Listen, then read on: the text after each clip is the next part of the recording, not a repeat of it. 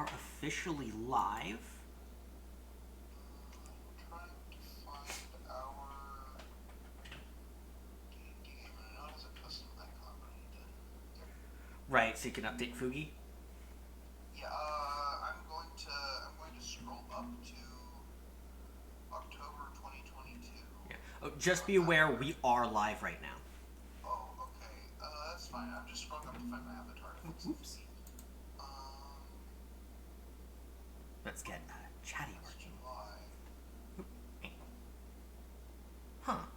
Oh, do I not have it in this scene? Oh, this is after. Oh, damn. I do not have it in this scene. Okay. Copy. I have to find. Paste. Alright. There we go. Got chat working on screen now.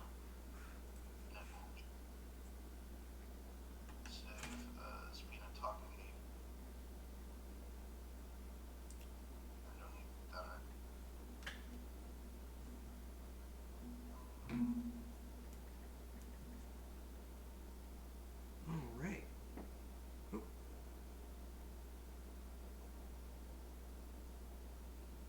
Alright. There we go. Oh, you got it? Should probably put on some background music. It's not the one I should really have, but it's better than none.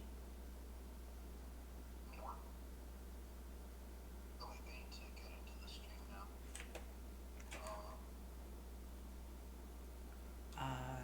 Should probably put on a bit of background music since it's just going to be talking heads otherwise. Yeah.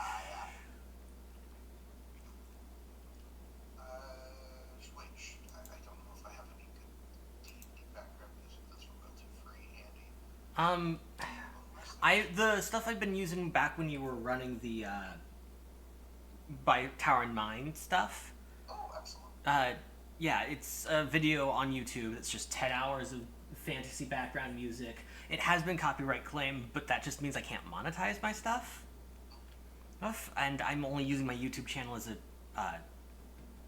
archive service anyway. So yeah.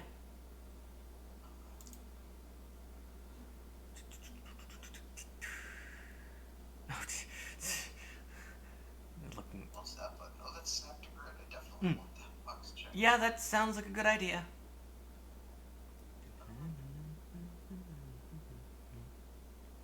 Well, I went back and I found my Fugi avatar. I'm not sure if it's updated yet, but Let me look. Oh yeah, it's updated. Yay! But it's not really the correct whole talking avatar. But it'll do for now because the only two pictures I have with my mouth all the way open are the ones where it's in dim lighting and the one where my eyes have color inverted, and so does everything else. And so Yeah. that one's not enough. Because it would be terrifying. Yeah, we don't want to scare the audience.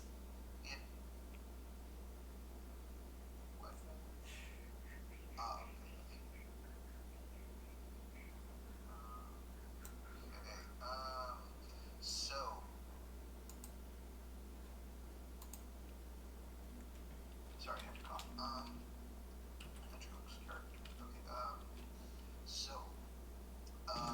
Your character's predecessor. One moment. I want to actually get the music going. Right. Oh gosh, I supposed to get Twitch working. I went back to the... My Twitch is working fine. Oh no, I just have to click it. There we go. Clicky. Alright, I'm gonna keep my volume on below so I don't have brain delay. Oh right, speech jamming. Yeah, I can normally push through it because I already have auditory processing issues, so it just makes them worse TM. But yeah. I don't remember what I used to find the previous one.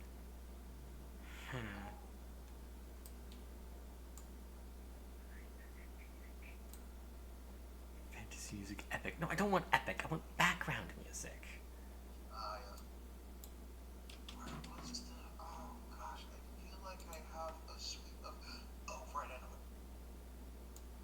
been a while. Madness. It's been a while since I've streamed before. Since Yeah, same. I could go with Tail Foundry's chill beats for world building and writing. Alright. That'll probably get slapped down by copyright real hard. So yeah, no. Okay. Well, this has. I thought there was a music database in this, but.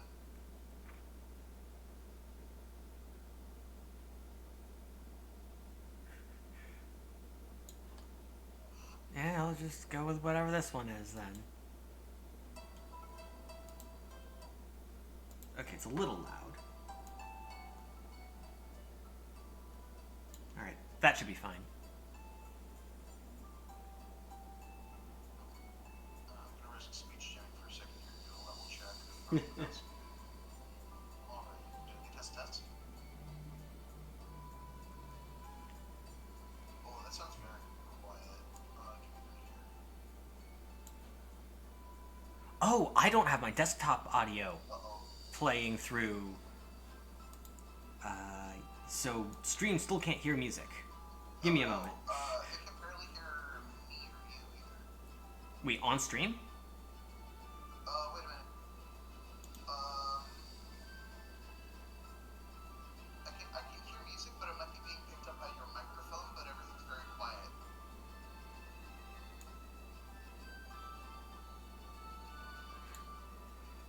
Yeah. Well, is my voice? What about my voice and your voice? Come on, actually. Your voice, I had to crank it up all the way, and you're still only about half as loud as you are through my headphones for Discord, and I sound like I'm coming in through your speakers and then back into the microphone. Oh. And I can also hear I can also hear classic background static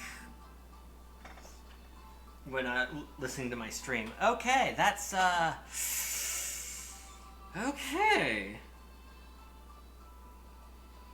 Oh, great, I don't know how to fix that. Let me test it. Okay, I have your user volume up. Try talking again. Hello, hello.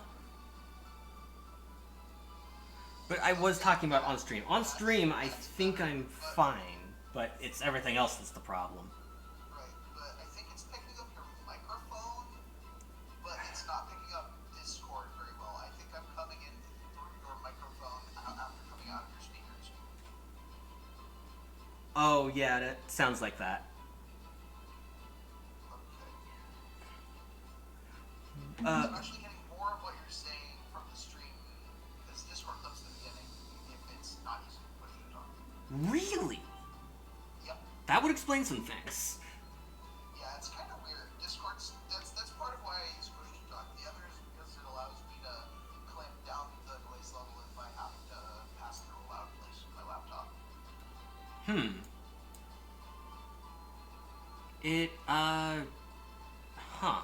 Discord audio says you're fine. Oh. But is OBS picking up the Discord audio, or is It should be. It's not muted. And I'm in the right channel for it. I can see the bar flicker as your voice goes. Okay, because I can hear you just fine, but it's different microphone input, and then I can hear myself coming back in tin can and string style. Try now. Excuse me. No, it's still really quiet. Still on a tin can and string. Yeah. Okay, here. I'm just gonna mute the Discord specific audio and just put on desktop audio. All right. Ooh, now I can hear stuff. Oh, hey, there I am.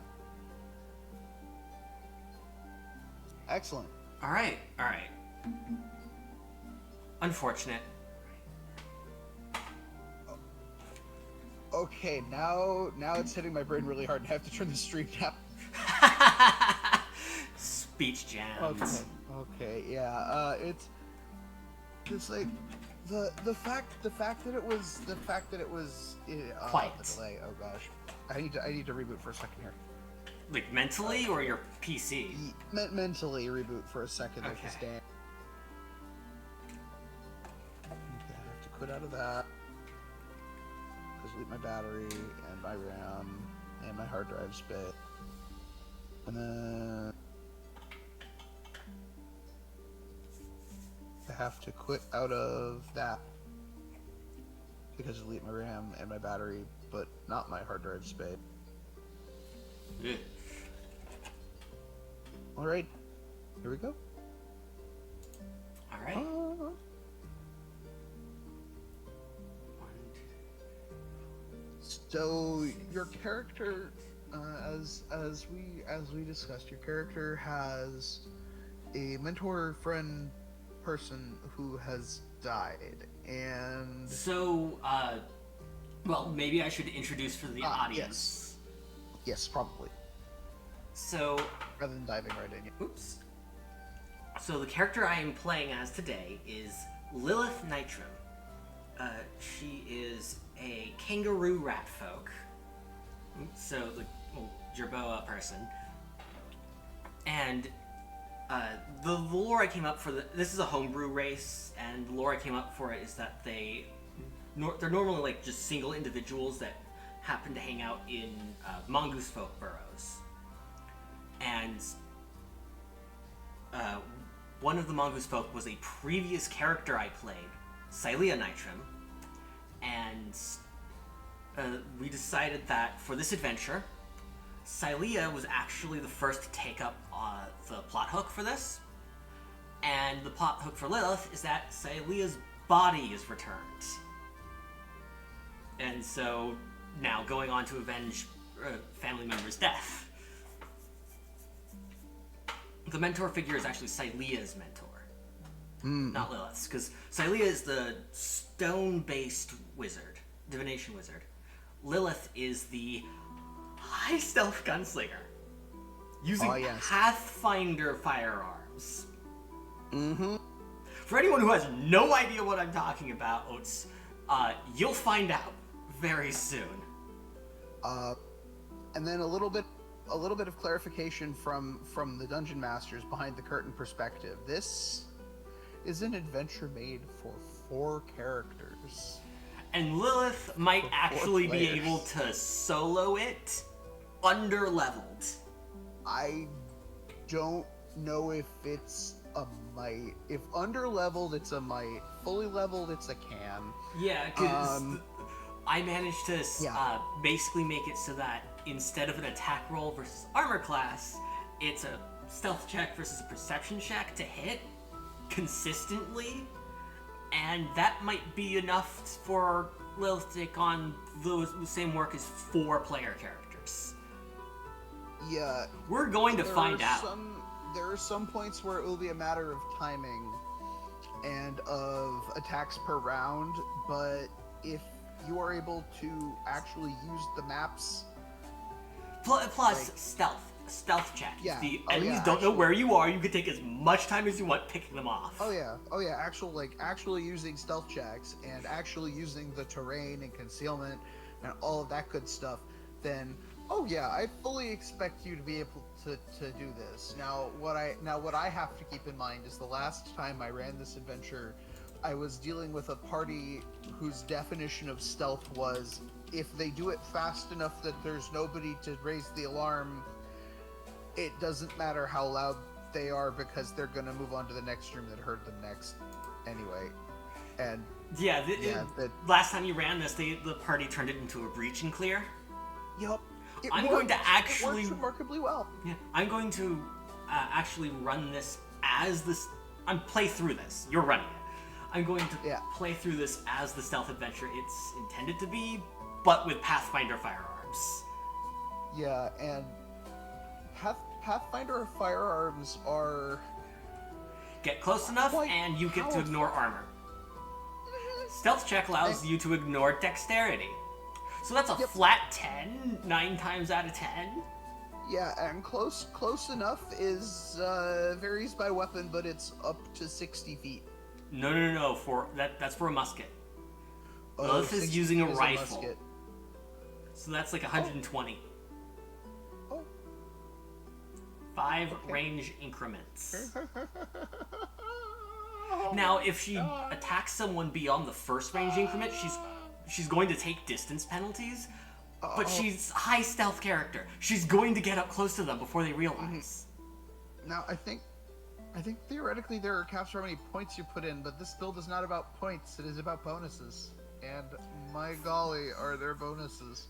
You also let me give her like 3 or 4 extra feats at first level, and we're starting at 4th.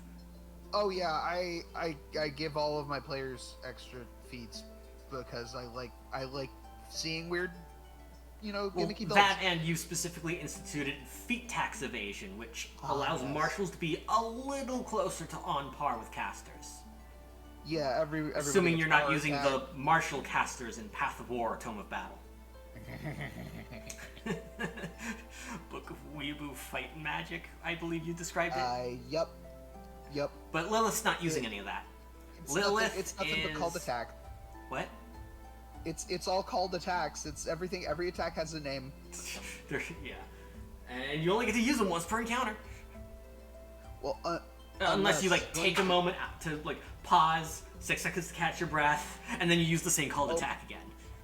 Oh no, there are certain martial classes where you can do things to regain maneuvers that are recoveries that are not related. Like there's one where when they use one of their non-maneuver abilities, I think it's the psionic stuff, like the psionic healing part of the class, Zealot? they regain. Yeah, they Psionic regain and martial.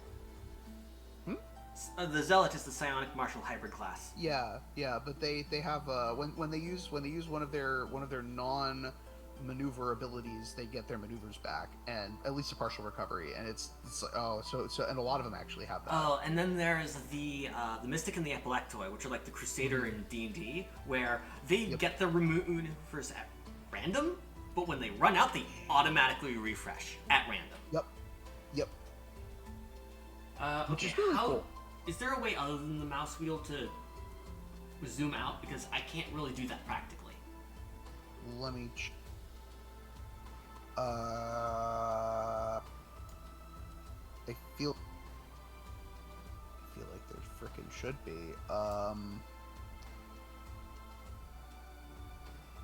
Is it command and arrow? It's not command and arrows. Because this is like a map of the entire continent of Faerun, right? Oh, no. This is literally just the Wyvern Flow River. This is between. Oh, I'm almost all completely zoomed out. Let me. Oh, that might be part of it. Sorry. Yep. You're over at 17 on the left. Okay, I thought this was going to be the whole thing that you showed me earlier. No. Based on how small the grid squares were. Yeah, sorry, no. If you want, I can bring that one in and do it on bigger grid squares so it's visible, but, actually, that might be good for audience context. Alright, yes, I can do... I have to go over to the magic cabinet that allows me to throw things to the internet without using the secure copy paste. Upload the world map, don't blow it up like you did with the Wayloon map. Yeah, I'm currently staring into a Linux virtual machine living on an Amazon virtual server somewhere. What are you, a data construct? Kinda. Like going live notification is Doctor Who reference, I really shouldn't be complaining. Connect to Wi-Fi, punch the symbols here. Do you remember that episode? I think so, yep. FR poster LARP. That's only 6 meg. Anyway. Oh, how is work on your 3D model coming? Wait, which one? The one for the Peanut avatar I currently have on screen. Oh god, absolutely stalled, unfortunately. Yeah. Well, I mean, that makes sense. Unlike me, you have a life. My life is kind of a mess, and I'm picking up pieces. You still have one, though. I've been stuck in my apartment for months. Oh, Because the no. pandemic broke me of the habit of going outside. We gotta fix that. Outside is important. It's Like, I haven't even gotten my mail. oof. Like, yeah, although the vast majority of it is junk mail, because I live in my own place now. And the junk mail is sent to the place, not the person living in it. That's why it's so, well, junky. It's not personalized. Okay, if it was personalized, I'd be absolutely terrified, but... Oh, yeah. Ugh. Did you get the world map in?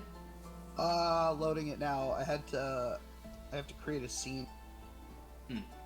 Yeah. If anyone's wondering what the QTE listing up here is, that was another previous character, specifically a previous iteration of the high stealth gunslinger build that I have applied to Lillith. Oh, yes. Yeah. I've also done previous iterations of Liliths in other people's campaigns. Actually, one other person's campaign. But she didn't survive 2 sessions because turns out you can't wield two-handed weapons while grappled, and she didn't have a sidearm, so Sand Kraken got her. Oh, no. Yeah. Suffice it to say, I switched to a Null Barbarian after that. I need to reload because it said something about negative numbers not allowed, and it was very confusing, and I have to... Eh? Yeah. What is it? Does it have negative file size? No, it was something about one of the dimensions of the image, which was very Yeah, that would be concerning. okay. Slightly different definitions of file size, but yeah, I was originally trying to say dimensions. Oh, yeah. Zero. Does it have negative width? Negative height? I think it said width. How does that work Okay, aside loading from map. being mirrored along the x-axis? Why? I forget what mirrored along. Which one that means. Sure. Yeah, Okay, but I wanted roadmap. to zoom out to give people context so they know where the Nyrtim-Clan Burrow is relative to where the adventure is happening. Oh, absolutely. I just have to figure out which image it is.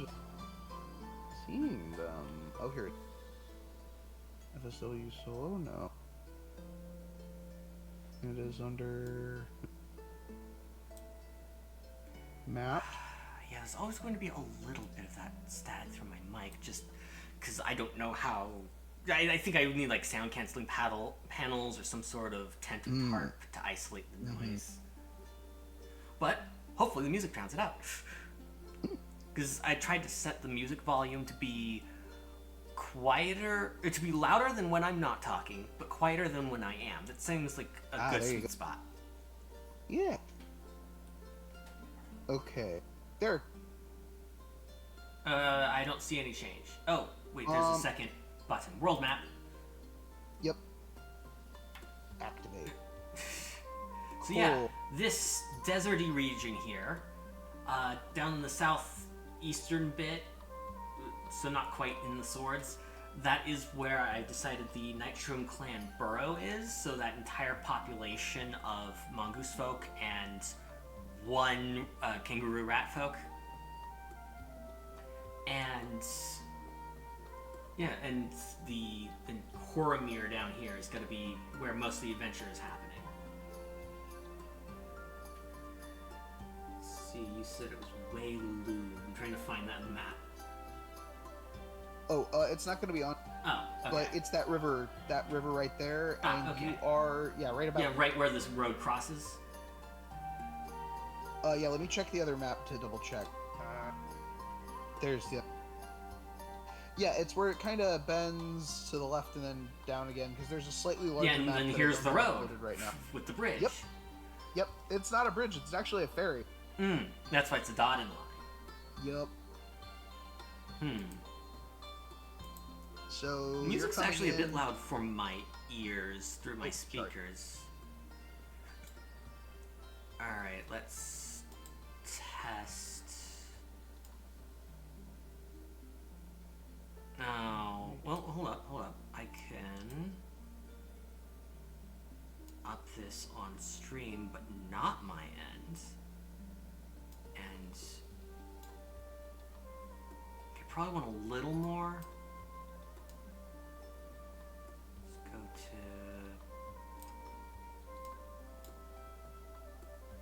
A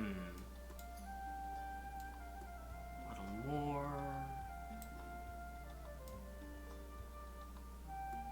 Alright, that should be fine. Okay. So yes, Waylon, I don't have any character art for Lilith. I've created Cylea in Hero Forge, but Lilith's a little tricky because the whole Jerboa legs are basically giant springs, like more angular version of those prosthetic legs you see runners wear.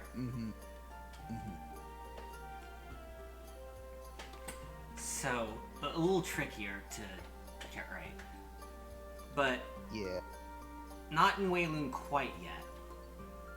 Oh, not in there quite yet. Yeah, you. Yep. So. 3, 6, 7, 8. So yeah.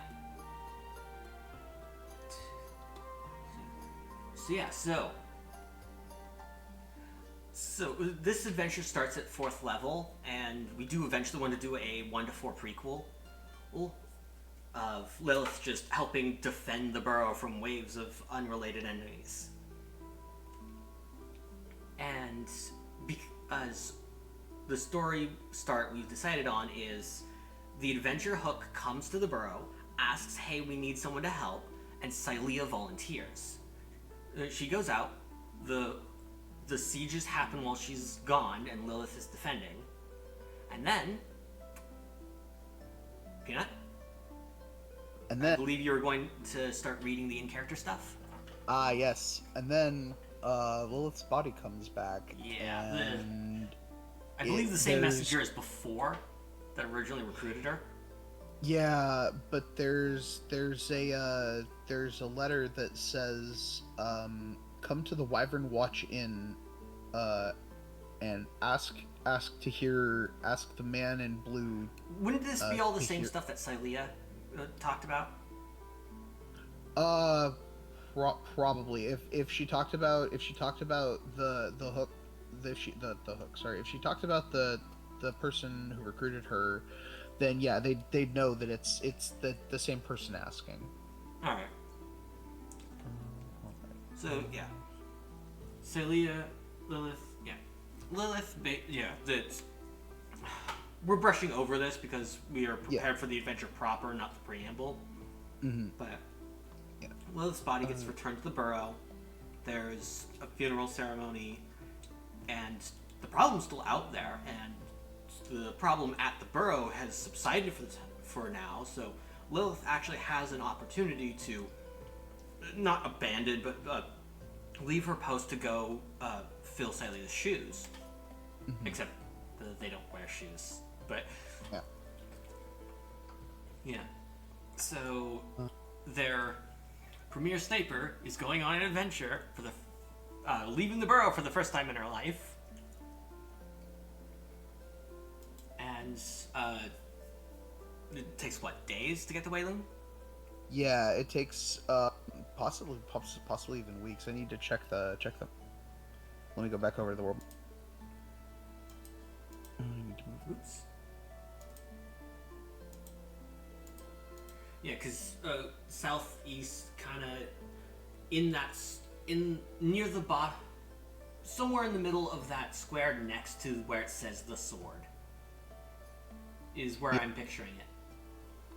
Okay, so that's gonna be okay. So the thing is, I need to get back over.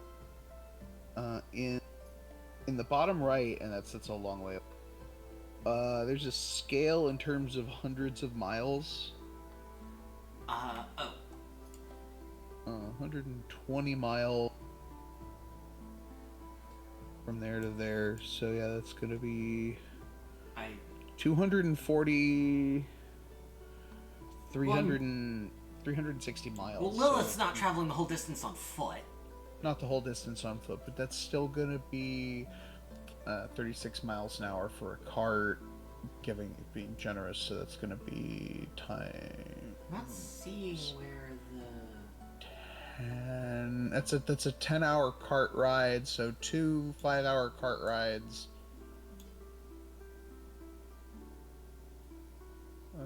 So less than a day?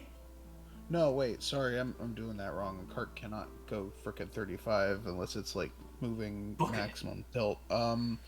Booking it, yeah. So it's gonna be like 10 miles an hour, maybe. I don't know. I'm trying to. I should double check the travel distances. Because I don't have things in hexes for this map. I should probably have it on hex. Yeah. I know. Because I usually. You're one of those old schoolers who like hex maps for large scale. Yeah, I usually like to do 3 kilometer hexes or not 3 kilometer hexes, 3 nautical mile hexes, for my terrain. One knot across, or not. My brain's not working right today. Not 3 nautical miles across, 1 league. That's the word. Yeah, it's one league hexes. I get to use the word leagues. That's the fun part. So here's my question. I'm not seeing the measurement scale you're using. You said Far bottom right corner. Oh, okay. Just Down by the like, Great Sea, yeah. So it's where I placed my cursor wasn't letting me scroll all the way. Oh yeah. So it's gonna be 1 square, 2 square, 3 square. About a square and a half for 120 miles. 6. Yeah. 1, 2, 3. So yeah, 240. 4, 5. So it's 6 squares for 408. Yeah, and I have my ruler, which I can take out of taxi cab mode, I think. let's see. That's about 1. That's about 2. And that's definitely less than 1. Huh. So, Let's see. man, 3 I have miles, not. It has 9 been so long since I needed to do a high school 8 graphing hexes. math. Hold on. So speed is like 8 hexes of flat per day. How many of that in miles? Since we're trying to calculate the miles here. 3 times 8, so that's about 24 miles a day for marching. Double that for vehicle travel or horse travel. I think it's between 3 and 4 squares here for the total distance from. Yeah. From So it's like 360. Here. It's like 400. It's like 400 miles. All right, and this is by cart. By cart, 400 miles by cart. Well, you're gonna have to hike out of the desert first, and then take a cart from. Thankfully, one of the feats I gave Lilith is.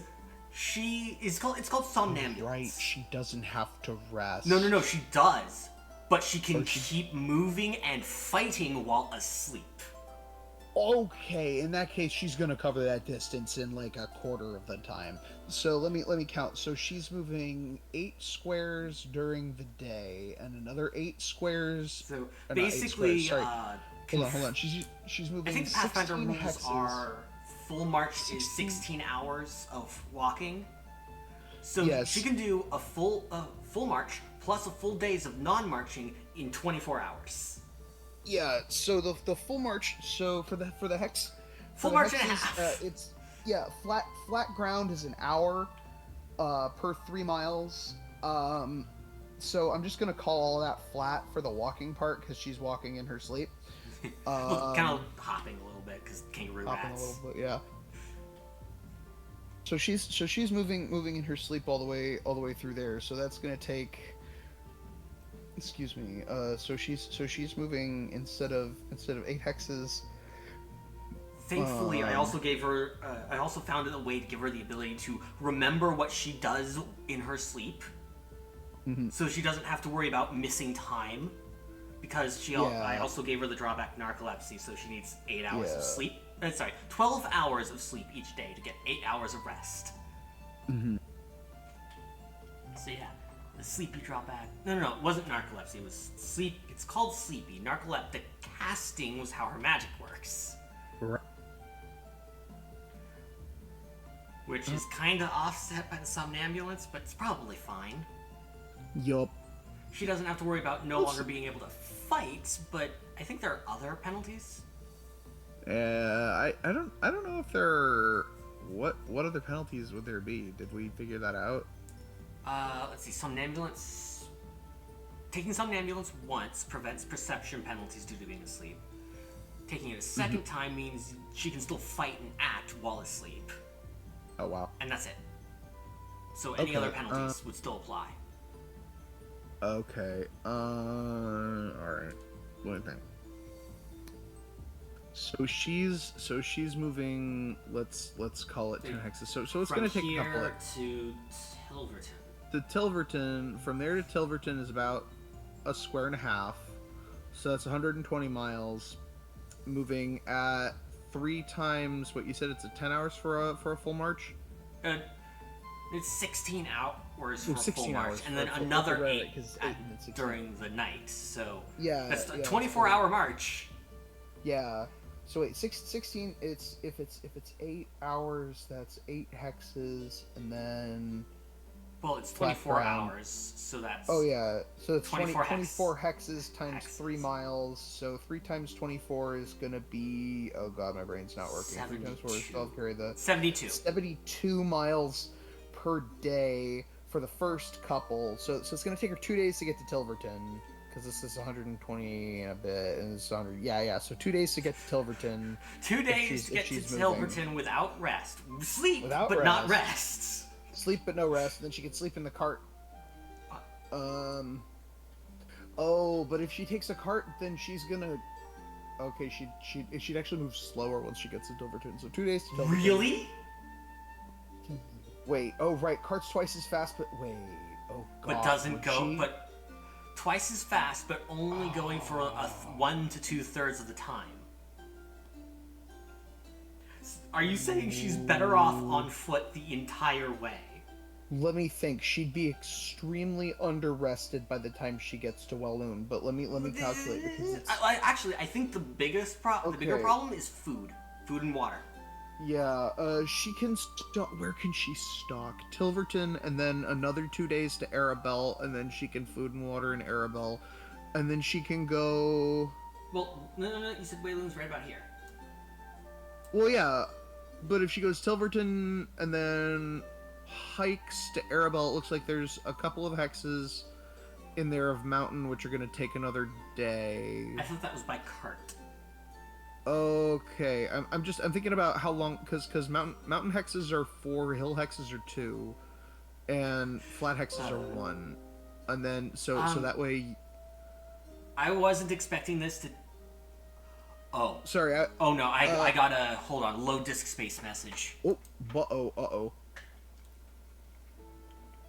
Oh, hooray! Yeah, I need to do something about clearing up the footage because I am currently recording our session. Should we pause? I'm gonna take a brief moment to try and start an upload. Alright. That won't clear the data, but it'll give, once it's done, it'll give me the opportunity to delete it entirely. Okay.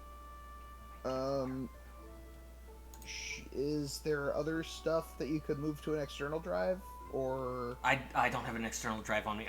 It's in a box somewhere, and it has a bunch of data that got lost, but technically still on there, so I don't want to risk overwriting it. Understandable. Oof.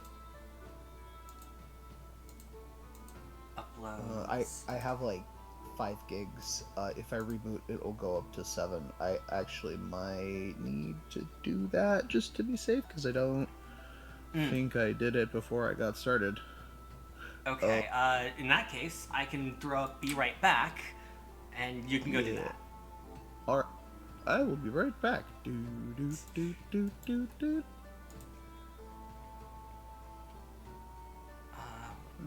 The book.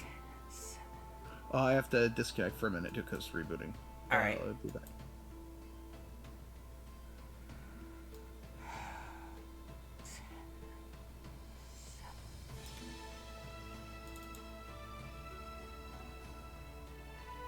Here, I thought I'd actually have enough space for one stream before having to upload. Huh.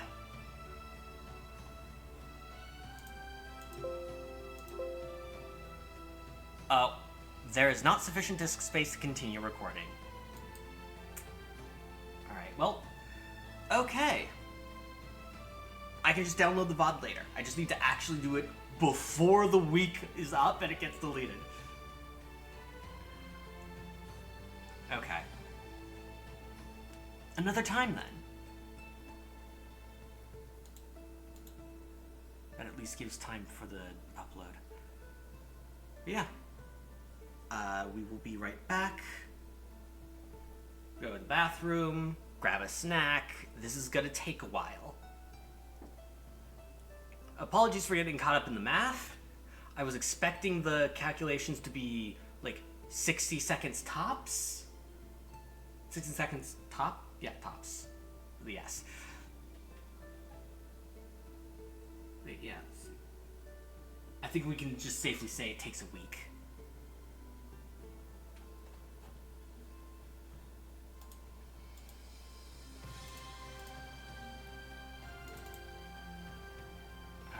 Yeah, recycle bin's empty.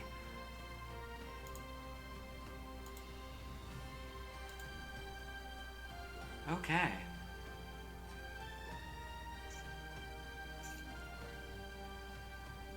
That was, it's fixable. It's fixable. Hello.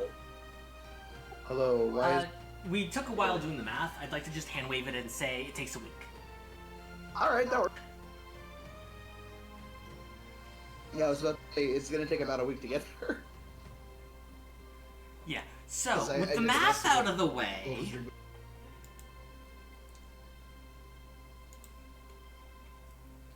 I need a sec.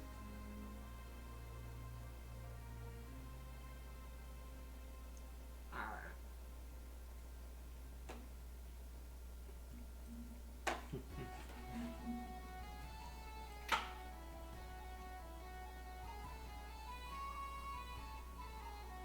Right, we'll get the fan turned off. Right, that out of the way, we are on the way to the adventure proper. Huh? So, after about a week of traveling, We get to Wayloon. yes. And in that city, we find coming in from the Wait, why is this a western folder side. now? Oh, there we go. I'm not used to this update. Neither am I. We tried this last week and it hadn't updated the UI. Yeah, and then I went and I spent like a decent amount of time getting it overhauled, and a bunch of stuff is finally working again, but other stuff isn't working anymore. So that's a little annoying, but I'll deal with it. So yesterday I updated Tabletop Simulator and it broke a bunch of stuff. Like, Oh no! yeah, a bunch of the card images with the sorcery contested realm Ooh. add-on. It couldn't display the landscape the landscape image cards. Only the portrait ones. The landscape ones were just Oh. relegated to blank tokens. And the cards weren't stacking right. Physics and automatic zones were not functioning. I tried to boot up a different. I clicked an add-on for a different game that I wanted to try. It wasn't even listed in the options for me to select when opening a room. I think the update Oh, no. broke Tabletop Simulator. Something about going from Unity 5 to Unity 6. Oh no! Yeah. Whoops! That's a big oop. Yeah. Anyway, Wayloon. Hello. All right. Hold on. I have to set my laptop down for a sec. Yeah. So yeah, Lillith, like 2.5 foot tall kangaroo rat with thumbs, and I think I don't know what they're called. The little like elbow length cloak that just buttons up at the top. Yeah, have you ever seen those? Yeah, I can't remember what it's Yeah. called though. Yeah, got one of those. More like light shorts made of light fabric because, desert dwelling. You don't want anything too heavy. And, yeah, pretty light clothing because they live in the desert. And, they got, it's sized for a small character, but she's got this elegant looking rifle made out of, it looks like matte steel, so it's not shiny, but it still looks like metal, forged metal. And this almost polished sandstone looking butt on the rifle. And it's not like a modern rifle. It's one of those like Renaissance era looking rifles in terms of shape and silhouette. Although it does have an opening just in the side where the barrel, trigger, and butt meet. That looks like that's where you just shove the cartridges or bullets in. And she's got this thing at the ready while walking, because, needs, because she doesn't really carry much in terms of gear. Yeah. And her job at the Burrow is to be on 24-hour surveillance. Notably, she's so good at it, she can do it in her sleep. But yeah, she's just, out of habit, always carries her rifle in both hands, even while walking casually. And that's how she is entering town. Assuming she abandoned the cart. I think she's still by cart at this point. Yeah. Cart's twice as fast, but it only runs for a third of the time. Yep. Let's see. So yeah, that would be times 2, then divide by 3. So that would be 2/3 the total, the average speed. So yeah, it is absolutely faster for her to just go the whole thing on foot and pause to restock. So yeah, that's. So she's just hopping into town on foot, as if she just with rifle in both hands, as if she just came out of a fight, and she's still using the roads to travel though.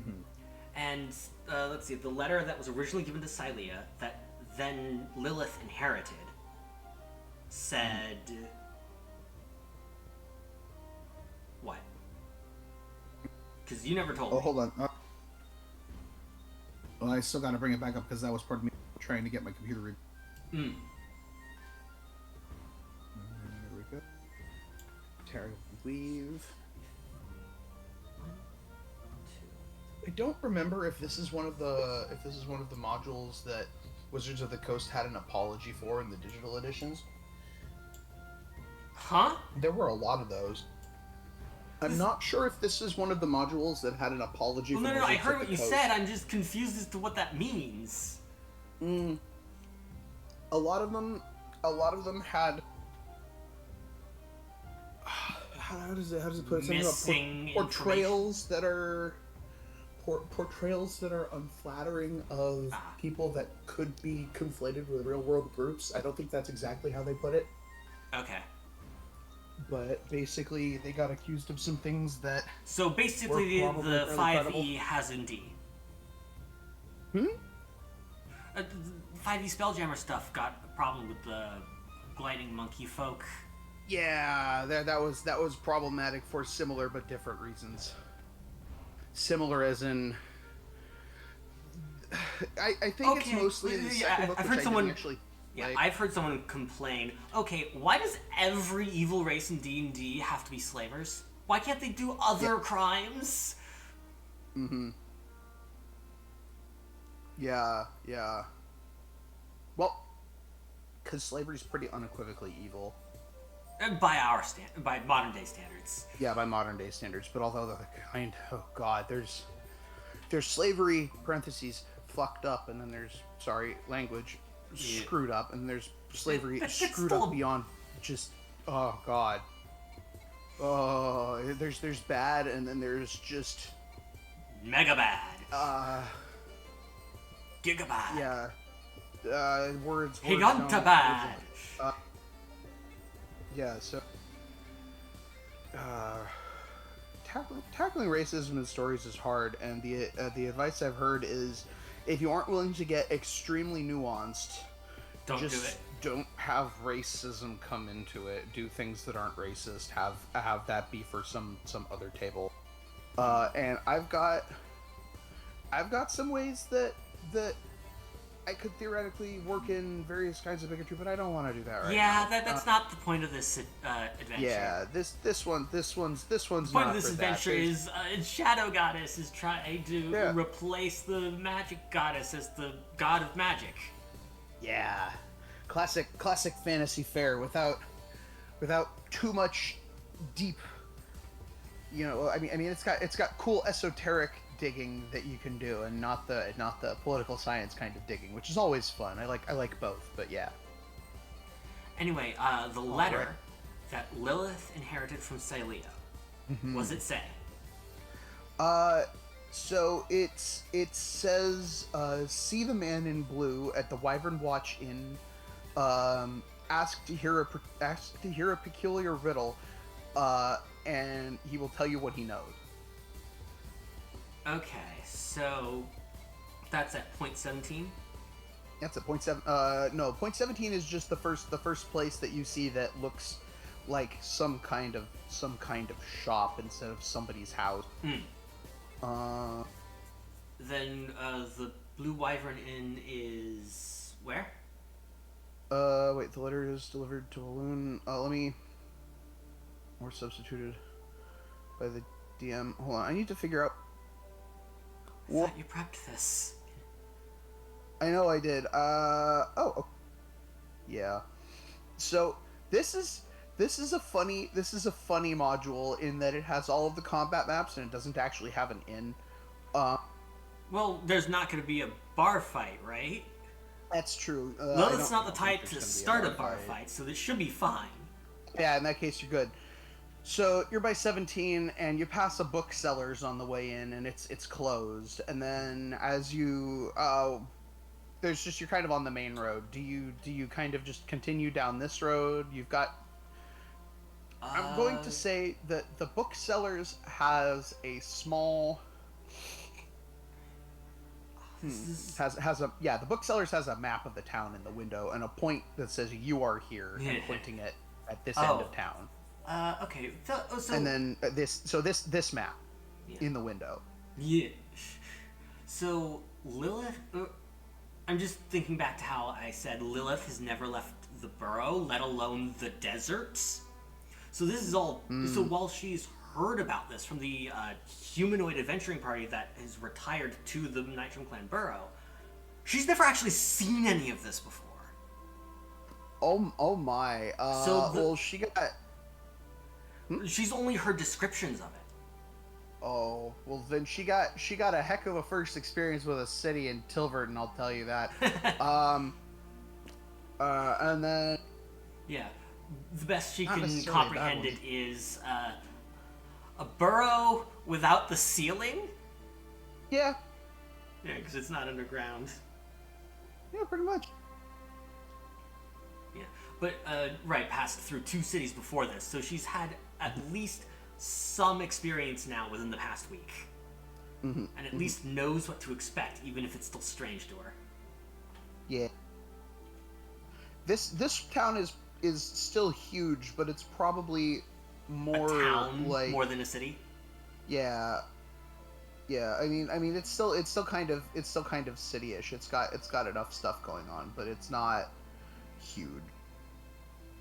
Actually, let me scroll down to the appendix and check what it calls this. It might say, I think it says city. I was looking at it earlier. 60 miles over Keep. Nope. Oh. So the small city, conventional, general alignment of the population is neutral good. People are nice here. Little dots on the map can be interacted with. The cursor changes when I hover over them. Oh, those are old character tokens from a previous adventure. Yeah, those are left. Token reference, an actor which no longer exists within the world. Okay. Yeah, that was the other party. That was the last place they were before they ran off into the swamp and soloed the... Well, they didn't quite solo, but they without backup, stormed the Plane of Shadows and turned the beachhead into the material plane into a beachhead for the material plane. I think that honestly, that sounds like a more reckless version of what Lilith will probably do. Oh yes, I mean it works. I mean they managed to wait.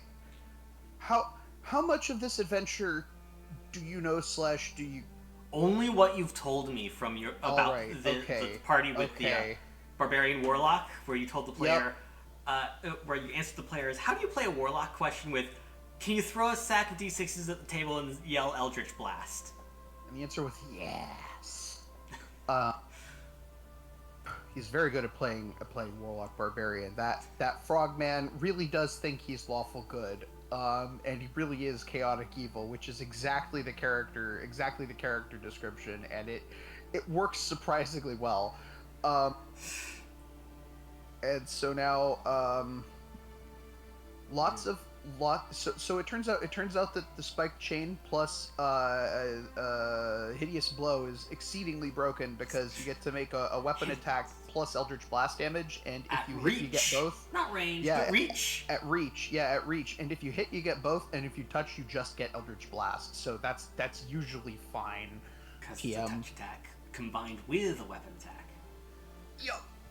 And normally people will just go, oh, Eldritch Glaive is better because you get a longer range, and it's like, but we're using spiked chains. Which means trip attempt on top of the hideous blow. And it blinds them. Blind. or sickens them. It either sickens them or blinds them, and trips them, and damage. And did I mention damage? Oh god, so much damage. Sack of d6s on the table. Also, there's this fun tidbit about spiked chains, where if somebody attempts to hit you with a spiked chain and they fail and you succeed by a certain amount, you get to basically use the spiked chain against them and get to make a trip attempt. You mentioned which is that hilarious. About the Shatterkai that'll come up eventually.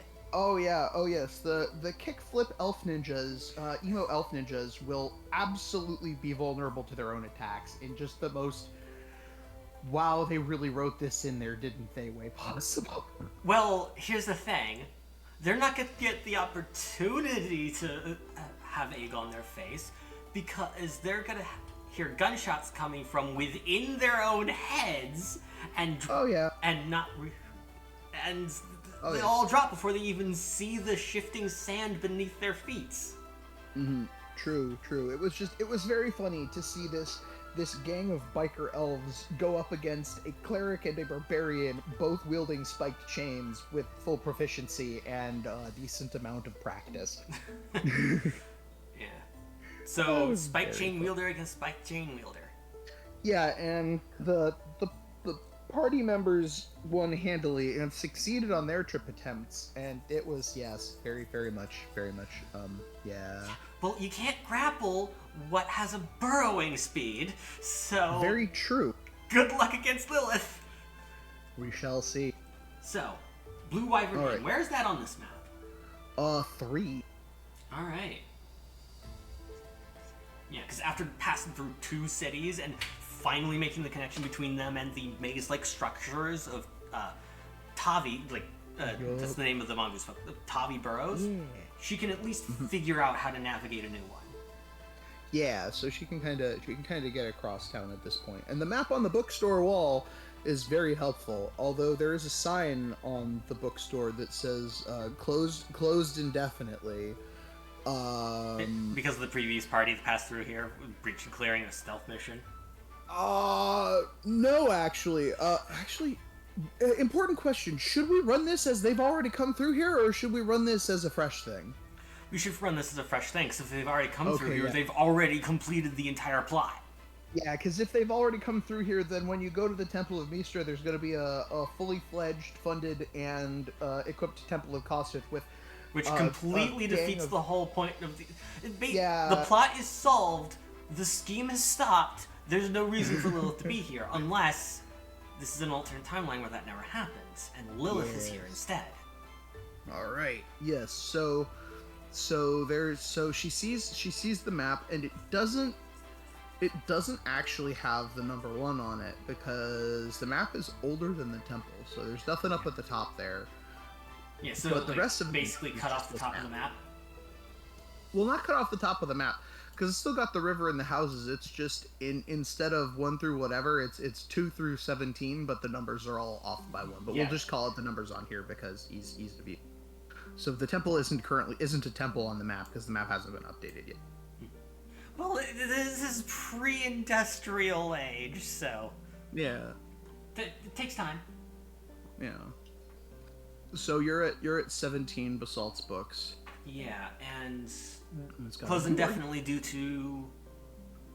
There's a sign in the window that says closed indefinitely. If you have any knowledge of the whereabouts of the owner, please contact. And then it has an address Okay. for the person. Lilith can speak and read Common. She did learn that much before heading out, because, again, retired Excellent. adventuring party. It Yeah. took up shop in her clan's burrow. But, Blue Wyvern Inn. Oh, she's gonna have to start asking around for the Blue Wyvern Inn, isn't she? Or it's the Wyvern Watch Inn. The guy is wearing blue. Okay. Wyvern Watch Inn. Yeah. Yeah. She knows well enough to point the rifle down and away from people when she actually tries to interact with them. Yeah. When she does finally manage to get someone asks, hey, I'm looking for the Wyvern Watch Inn. You know what that is? Down the road towards the ferry, and then you take a left at the square building before the river, and then it's up on the right. Thank you kindly. You're welcome. And she goes hopping off. So she now has directions, gets to the inn, and next step is go in. Unless she gets stopped. Alright. Nope. Let's move the token over here just so. Actually, how would people react to Lilith here? This town's population is. And how often do strange adventurers pass through here? Well, it's 82% halfling, 6% dwarf. Oh, no, sorry, God, wrong brain. 82% human, 6% halfling, 4% dwarf, 4% gnome, 2% half elf, 1% elf, and 1% half orc, with about 6,000 people. So there are 60-ish half orcs, 60-ish elves, 120 half elves in this town, 240 gnomes and dwarves each, and then The rest is human. a couple. Yeah, oh, there's halflings, and then there's the rest is human. Yeah. So not very many elves or half elves. I don't think too many beast folk have passed through here. I mean, possible they've got some people coming through, but that's just like Cylea passed through here adventurers. previously. Oh, also, yeah, she passed through. So that's another person. So yeah. And also, this is just the population that lives here, not necessarily the full suite of people that travel through it, because it's on a fairly large road So at an important crossing. they may still think Lilith incredibly strange, but not unprecedented. Yeah, they've seen enough people of different kinds to understand that not Tabaxi. everybody looks like, tall and lanky and hairless except for the top of their head. So humans Yeah. Well, yeah, or orcs or elves. yeah, elves, orcs, halflings, gnomes. Yeah, Lilith is 2.5 foot kangaroo rat. Yep. They've seen weirder, not a bunch, but yeah. Yeah, I'm sure Like, Tabaxi and other beast folk have passed through here as well. Oh yeah. Also, just like skeletons that walk through town and wave without attacking anybody and just keep moving, just whatever. There's all kinds of stuff. Yeah. All right. So the Wyvern Watch Inn. Yes.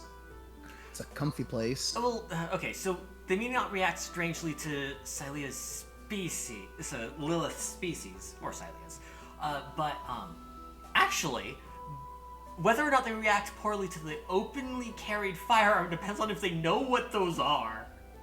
Firearms aren't common in the Forgotten Realms, I'm pretty sure. No, they are not. So it just looks like, it probably just looks like an odd staff. Mm-hmm. It casts bullet. Cowboys are Cast witches, fire. horses are their familiars, guns are their wands, and they know only one spell, bullets. Go. Yeah, one spell, bullet.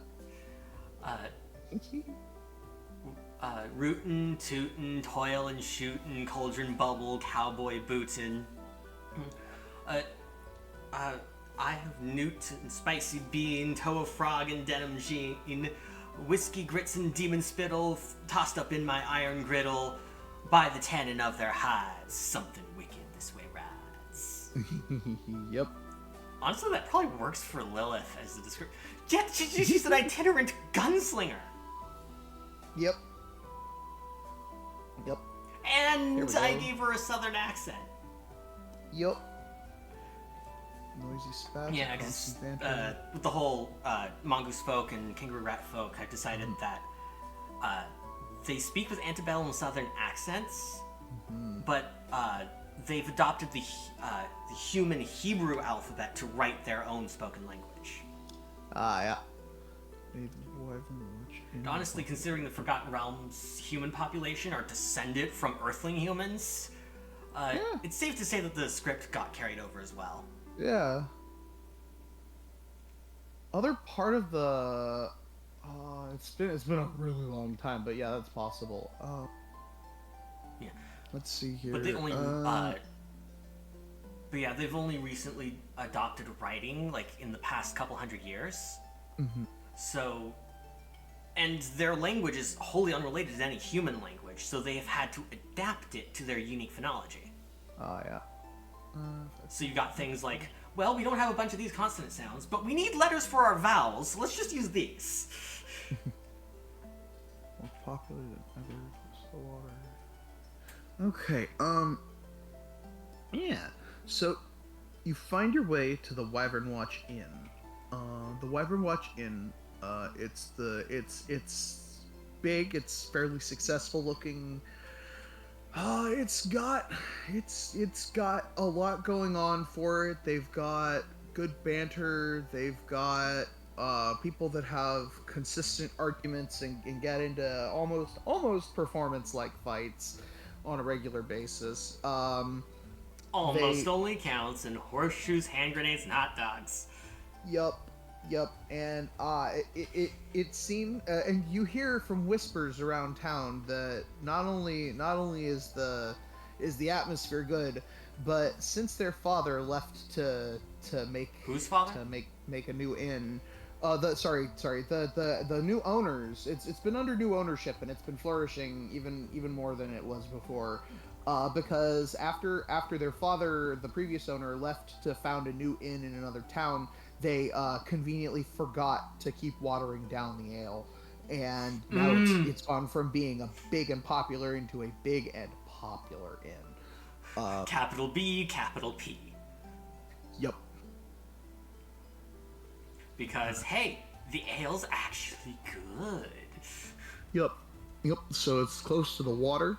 It's close to the Walloon Watch House. It's near the middle of town. It's a great place to stay for, as low as about a silver piece per person per night. You wouldn't even need to try that hard to pick up on those whispers, because of big honkin' mouse ears. Yeah. So this is a good spot. And it's a warm environment, good food, stronger drinks than it used to have apparently, and they're pretty strong. I'm sure the dwarves are happy. Yep. Finally, actual alcohol in here.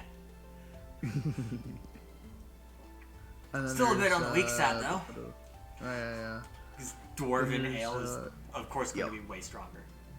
Ah, yes. And then there's my setting where much like dwarves dwarf food isn't bland. They just choose to not use spices. So I was humans yeah don't about get to sick. mention that.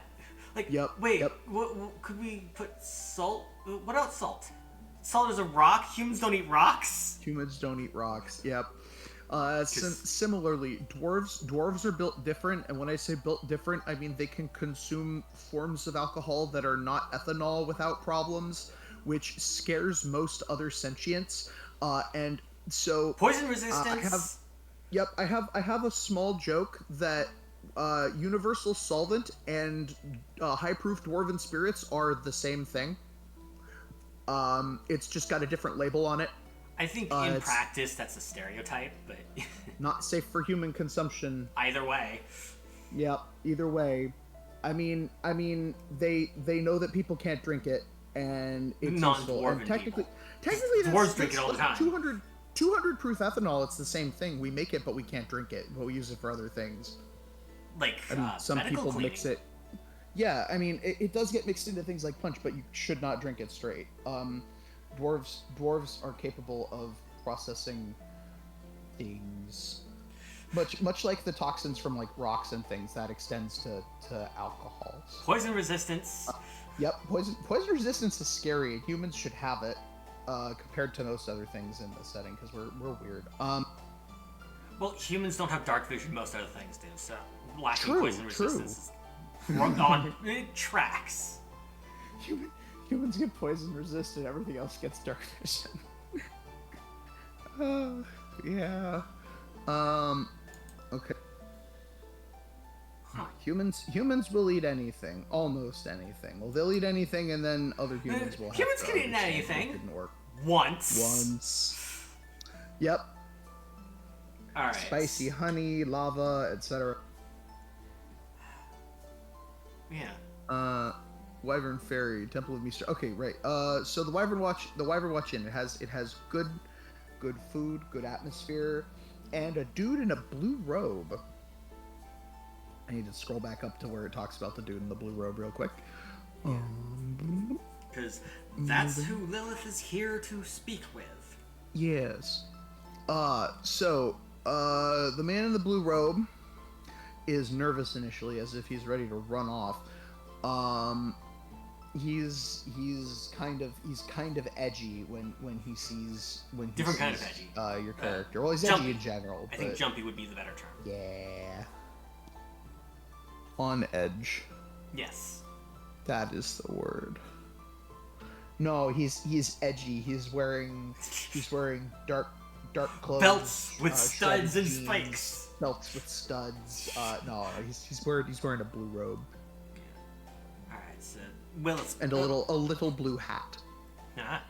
a small one, not the large pointy ones. Not a large pointy one. Just a little blue, like almost a skull cap type, keep you warm hat, like a knit cap. All right. But yeah, Lilith's gonna hop up into. The letter said, "Ask about a riddle." I think. No. Yeah. This is out of character. I'm trying to remember. Yes, out of character. It said ask about a peculiar riddle. Ask if he has any peculiar riddles, and he'll know that you're here for the job. All right. So yeah, Lilith's gonna hop up to them and. Do you have any peculiar? Sorry, let me start over. You got any peculiar riddles? Oh, good. Okay. And you're like her too in various ways. You have a weapon, and you're As she's. Well, she's not carrying it like someone would carry a staff that they would use as a weapon, where like, dominant hand comes up underneath the upper part and offhand is grabbing down low or over. Her grip is like that on the gun. The offhand comes up under the barrel, and the dominant hand reaches around the hook on the handle / butt and finger in the trigger guard. He extends his hand and says, "Tenaster Dranik, cleric of Mystra.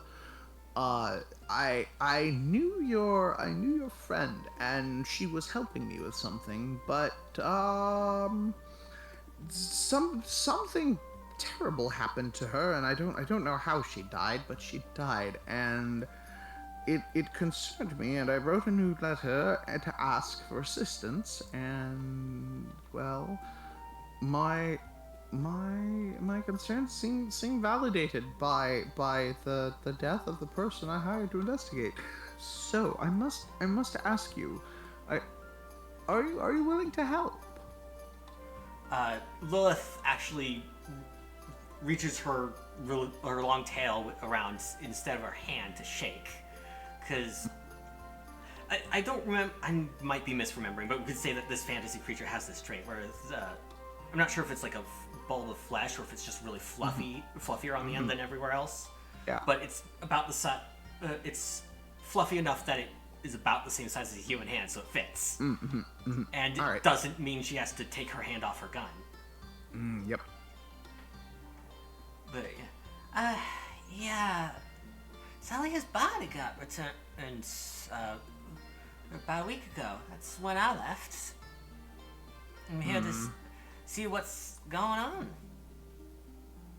Yes, I've been staying here and laying low for that about 2 weeks now. Yeah, so it took a week to get back and a week for you to get here. Yes, it's been a rough 2 weeks. Various people have been looking at trying to. It's bad. This is not good. I wander as many Mystra clergy do, seeking sources of old magic. I've been in tombs, dangerous ruins. I've even skirted the lair of a foul lich. But none of these hold a candle to the sight I saw 10 days past. A newly built temple of Mystra here on my road.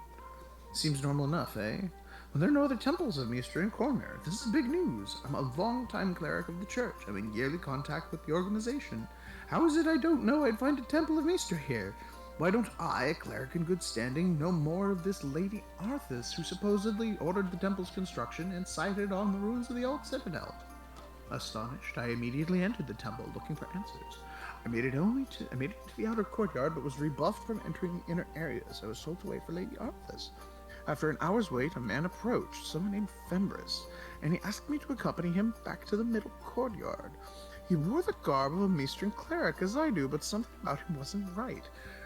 Excuse me. And I can't explain it to you, but something made me run. And they chased me. Why would they do that? Someone on the temple walls fired arrows at me, but I escaped. What in the nine hells is going on here? I need to find out. Or, failing that, go to the nearest legitimate temple of Mystra and ask for aid. But now you're here. Can you help me? I've already spoken to the authorities about the subject. Constable Thole assures me that the purple dragons have investigated the temple and found nothing amiss. I asked him what they discovered, and it seems they made only a cursory check of the place after hearing about strange lights and noises. I sensed his reluctance to look deeper into it has more to do with Lord Redbeard's pleasure at the business and taxes the temple brings than with a firm understanding of what is happening within. Now... Wait. You got dragons here and that still didn't work? The purple dragons are the king's armies for Cormyr. They're not actual dragons. The purple dragon is a symbol of the country. Sorry about that. I see. It's just a name. Yes. Alright. I'll look into it. Where's this church? And she's gonna air quotes while still gripping the rifle. The temple is north along this same road, and then you take a right when it forks and hits the T, and then you just keep going north until you see the giant temple. Actually, sorry, no. Once you pass the last house before the big stand of trees, take that right up there, and then head towards the water along that small side road. It's on a big hill. You'll be able to see it from the main area as you go north.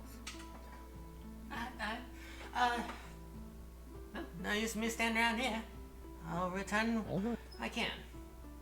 And with that, she hops off. Just immediately gets to it. He says, wait, before you go, if you need assistance, I have a stipend from the temple of 500 gold for you to help with this off the bat in case you need supplies. And there's more should you figure out what's going on there. And I know it doesn't help with the loss of your friend, but it might help you with equipment you need. If I'm forced to retreat, I'll know what to turn. And with that, she heads out. All right. But wait, does she take the 500 GP up front? Not up front, no. Okay, because that's just like she was basically saying if she needs it, she'll come back for it. Oh, cool. I kind of cut off there for a second. Sorry. All right. Yeah, don't know what Discord's doing. Oh, he says that I'll leave the envelope with the innkeeper here. They'll know what to do with it. They don't know what's inside and don't need to, and they're discreet. But I have to go to Serlun to meet with my superiors, and I can't go with you, and I have to go as fast as possible. And this, if you need this, I have a promissory note with my arcane mark that says that I'm actually a priest, unlike those other guys. So, yeah, he also offers her the paper that's basically a check good at any temple of Mystra. All right, she'll with her left hand she'll she's right-handed. So with her offhand she'll take the note and pocket it. Thank you kindly. You're very welcome. Right. It will take me a 10-day to return unless I can get someone to teleport me back, but we can meet here when that's over. I'll wait for you. Likewise. And right. I guess we can cut to the battle map at the temple now.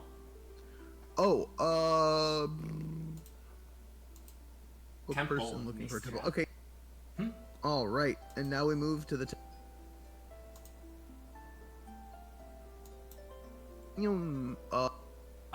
wait, do you see a map or is it not loaded? Oh, crumbum. Guard. Preload map. Why didn't it? Why does it think that? Oh, that's world map. Preload.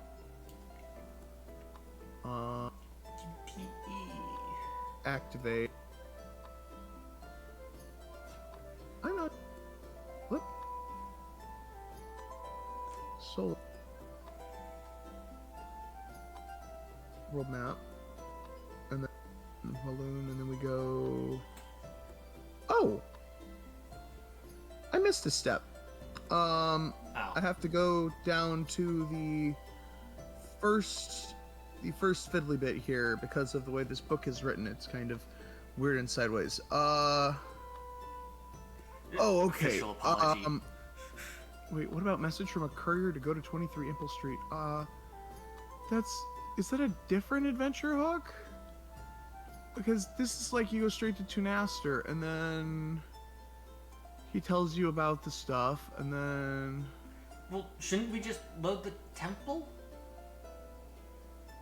Yeah, I'm just trying to figure out if we've managed to skip the first, Oh, okay, Oh, okay, I see what that's for. So we do go to the temple immediately. Well, that's what Lillith did. Yeah, it should load. And it's not. Let me configure.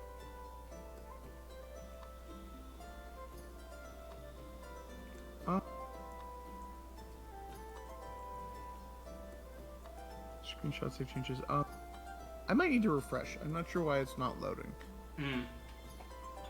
Is that gonna boot me? No, it should just fix mine. If it fixes mine, you should probably do Command R or refresh or Command Shift R. I've just hit F5. Okay, yeah, that works too.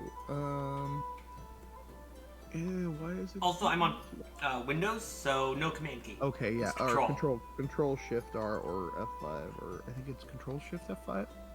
There it goes. The temple has showed up on my. It might be a refresh. And I've removed a lot of extraneous maps, so it should go faster than it has in the past. It's still not fast as I'd like, but it's better. Alright. Not good, though. Okay, now that we have the scene, we need to switch to the characters. There's somebody... Lillith Nytrim. Right, the character sheet in Foundry is only first level right now. Okay. And, of course, that's also using the cobbled together Keshig class we did before they got officially supported. The Keshig still doesn't have full support, so what we can do now is add veils that are... Or, don't use the automation and just wing it with the character sheet I posted on Discord. Yeah, that also works, yeah. Definitely saves time. Yeah. Alright. Close. And we're good. Yay. Right clicked. And 1, 2, 3. Well, hold up. T1 is the outer entrance that Lillith is approaching. Correct. Alright. Okay, There's a you barracks. know what?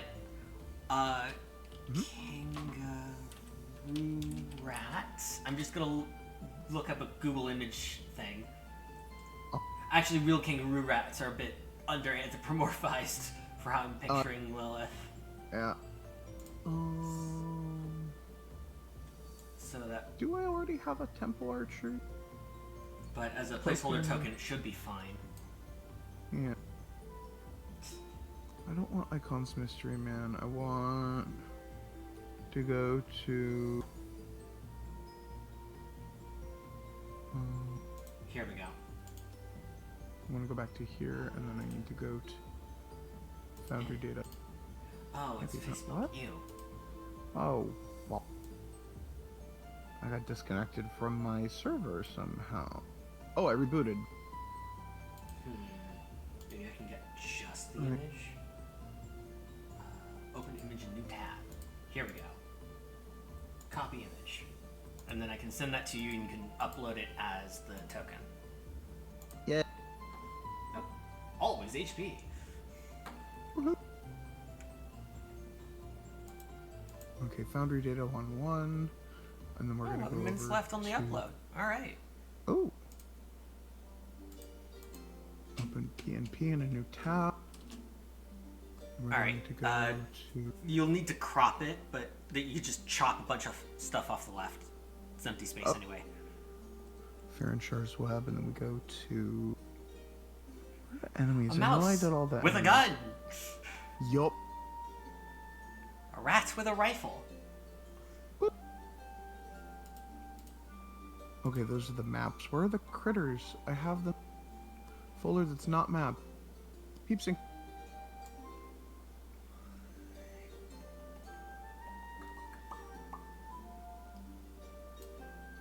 Where are the guards? Dang it, the guards aren't there. They're already loaded. Okay, I know where the guards are. Although thank you for that image. The image? Save image, yeah. And then I'm gonna go here. Because now that I've saved it, I can go to Foundry Data.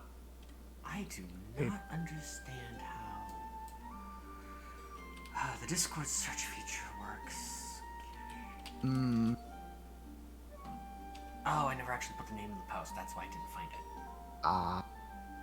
Because I'm trying to find the 4th level version of the character sheet. Okay. Okay. The worlds folder should open up and show me what worlds I have. It's not doing... The maps folder? No. Right, most Token. of her stuff is passive abilities, but she's got a couple active ones Tokens. that'll need to bring up.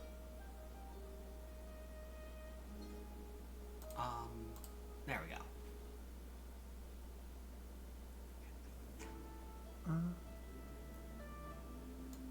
downloads. Come on, computer, please. I believe it was light. Exofits. The cyber tech. All right, Yes, Kangarat is processed. Kangarat has moved. Excellent. Now, are the spider hunters over here? No. I have the... That's just how I have the guard's name saved. Oh, did you update the token image? Or are you still working on the other stuff? In process. Currently, Okay. I just finished getting it uploaded, so now I need to select it. Go. Oh, right. It's under Here token. we go.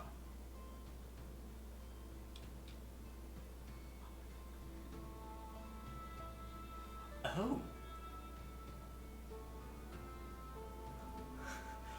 No, Okay, that's actually that's not the important. Temple Archers. Hmm? Oh, I accidentally set the wrong token for the Temple Archers. Hold on a sec. I need to go to the guards and nobles.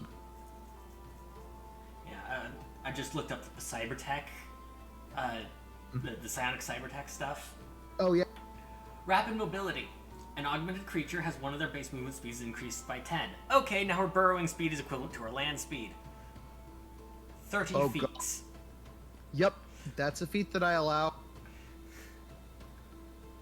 And then I believe, yes, it was agile clarity. As part of the action to regain psionic focus, can move up to half the speed. Provokes opportunity attacks as normal. So, Go for it. Go for it. Absolutely go for it. I think, what was it?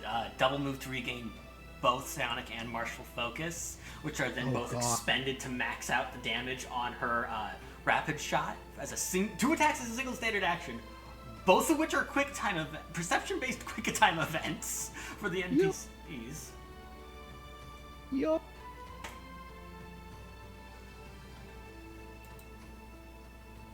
All right. No.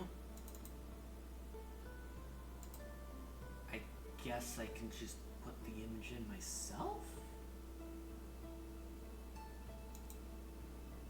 No, you would need to import the image. Hmm. I can do it in a...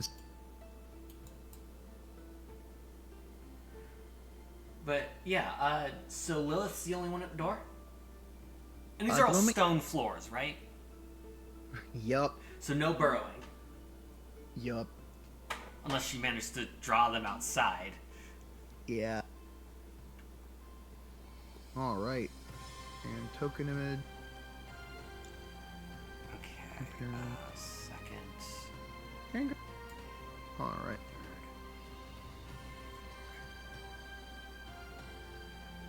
Okay, and then also... Sleeping ridiculous impressive expectations. Right. That's only if she fails a skill Specific. check.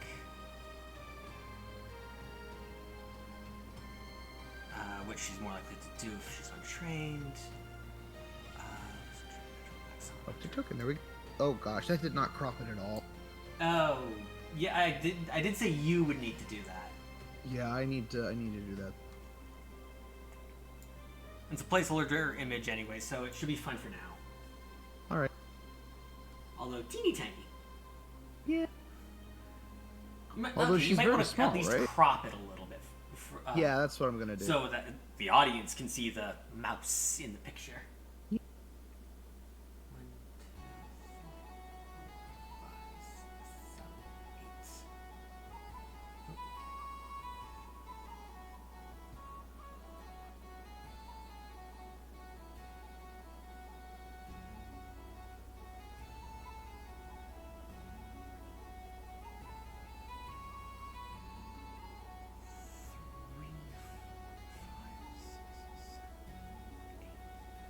Oh, I'm gonna need to look up all of those. No, I can look them up later. I only really need one of those. And the rest just came as bonuses. Alright. Because, remember, I gave her the eagle feather ability, so her Oh, yeah. shots originate with 30 feet of disjoint. Jeez. As long as she has line of sight, she can fire through closed doors. without destroying the door. God. But she also doesn't know what to expect, and she's a little nervous because she knows she can't burrow through solid stone. Oh god. So, one of her usual advantages is just Okay. gone. So I have updated the file, but now hold on. Let me see if I can.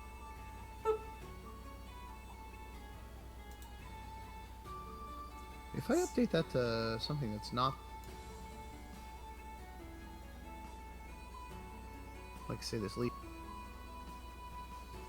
and then I switch. Hunted. Right. Is it gonna? Why is it still using the freaking uncropped version? Okay. I might have to refresh and see if that fixes it, because I put a fresh cropped version of the file, but it seems to have a cached version of the uncropped file. So that might be a thing that is fixed on a refresh. I'm checking with mine. You don't have to refresh yours yet. If mine works, then that's the thing to do. Alright. But the image is uploaded.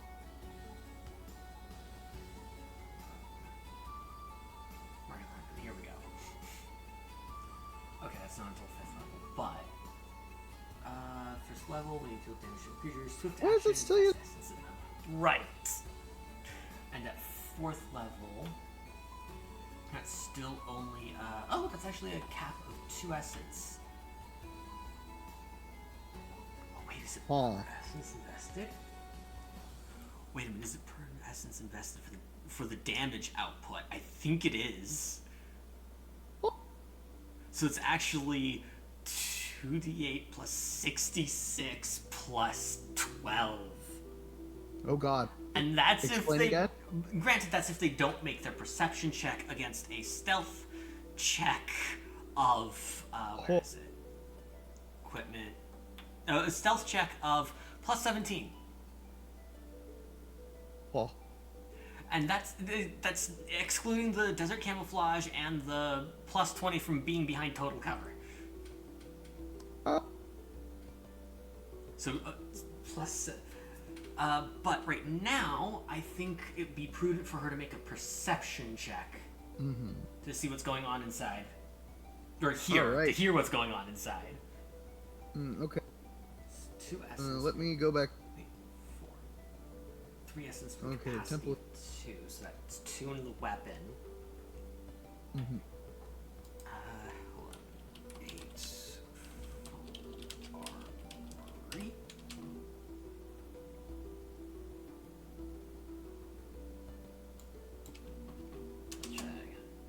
No? Huh. Oh, I should read the description here. 8 rune armor, that's what it was. Oh, let's see. The structure consists of the temple proper with an open outer courtyard, colonnaded middle temple. Oh, I can't read that part. The temple is built into the side of a hill at the edge of Walloon. Sorry, I was looking up the gun power, and no, it's not extra damage with the investment. It's just an insight bonus to attack rolls, which she does not need. It's still really good, though.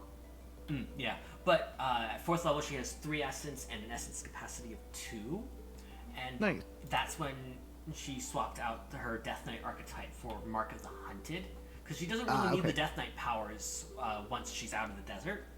And Mark of the Hunted, because she's at high enough level that her base attack bonus covers the gap between her 2 hit bonus and flat-footed touch AC.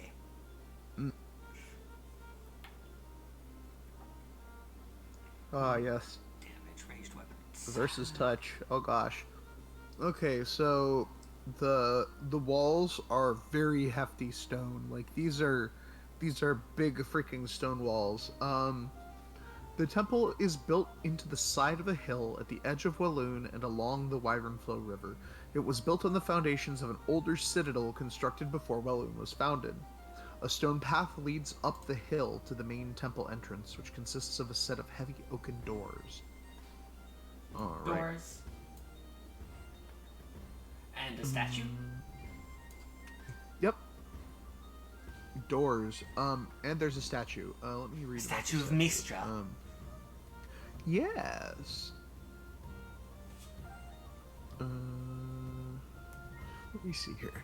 Ceilings, uniform height, walls, 5-foot thick mortared stone. You can see from below that there's a walkway that runs along because there are people patrolling. Along what? And from below where? You mean like the base of the mountain? Base of the hill? Like up here. This is all walk. Like the top of a castle wall. Yeah. Okay.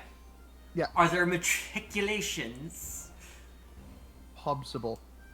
For all intents and purposes, this is a castle that it says Temple of Mystra on the door.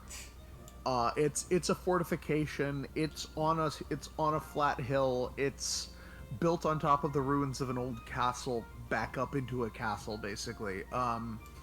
It's got an outer courtyard with big wooden doors, and you can see people moving. The outer courtyard where Lilith is? Yes. No, actually, no. You are outside the temple. There is an outer courtyard that you can kind of tell is there. From descriptions, because the guy said he went into a courtyard. Oh, these are cute. Oh, these are geeky stats. Hold up. There we go. Oh no. Okay. Huh. When I'm not selecting anybody, it defaults to geeky. But when I click Lilith, then it shows Lilith. Let me see if I can assign Lilith to you. Skills, conditions, utility. Inventory features, skills, spells, conditions, abilities. Configure ownership. Yeah, okay, that's what it is. I have to configure you as the owner for that. Okay. Where... Okay, show GM. And then that brings in... Oh, okay, you are set as owner for Lilith. Huh. Oh, And then... Weird, let me figure out what I can always QTE just is. click on the character token and it's fine. We don't need to get too into it. We don't want to bog this down. Alright. It's just, why is it still showing QTE as a... Oh, right! This is using her first level stats. Okay, Well, should hold we... on. I have the character sheet pulled up on Discord. I know good. A plus 14 to her perception. Holy cannoli. Well, 4th level, 20 wisdom, and max skill ranks. So. Okay.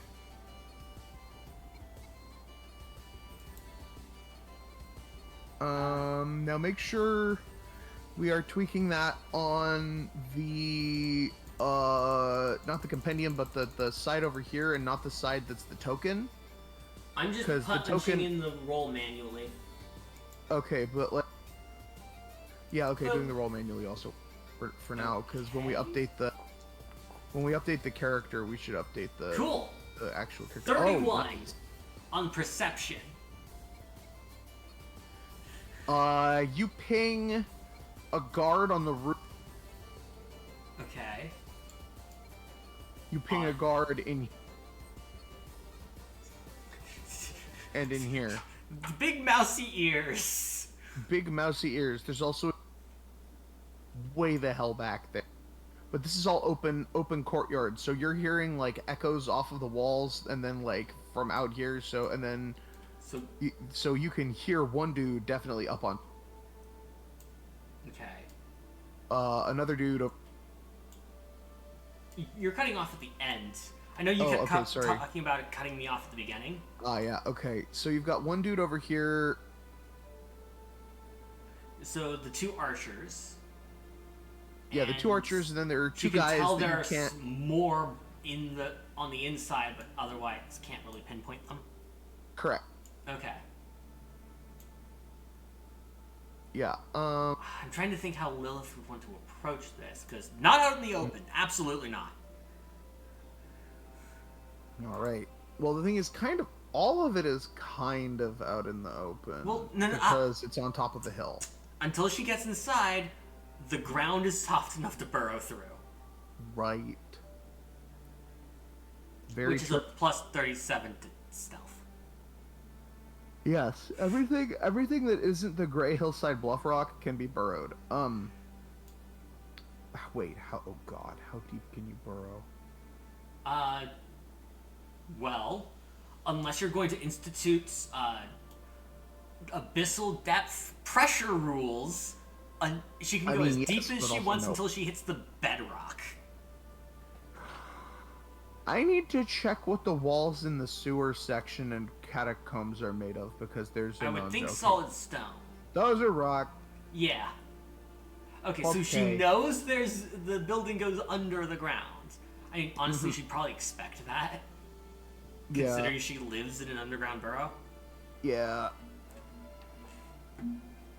She's got a vibe that there's a hole under this rock that she can't get to. Yet. Emphasis on yet. Yeah. Oh, cool. There's a little inset map in the top right corner that I'm not sure you can really see, and I probably shouldn't show. Oh, okay, yeah. It's a little spoilery, but it's fine. Not to scale. Not to scale at all. The Wyvernflow River is way bigger. It's mostly for depth for that part. Yeah, it's an entire river. All right. But yeah, Lilith's at the front door. She knows there's people inside. She's the hearing equivalent of spotted the two archers. Yup. Archers, and she's coming up.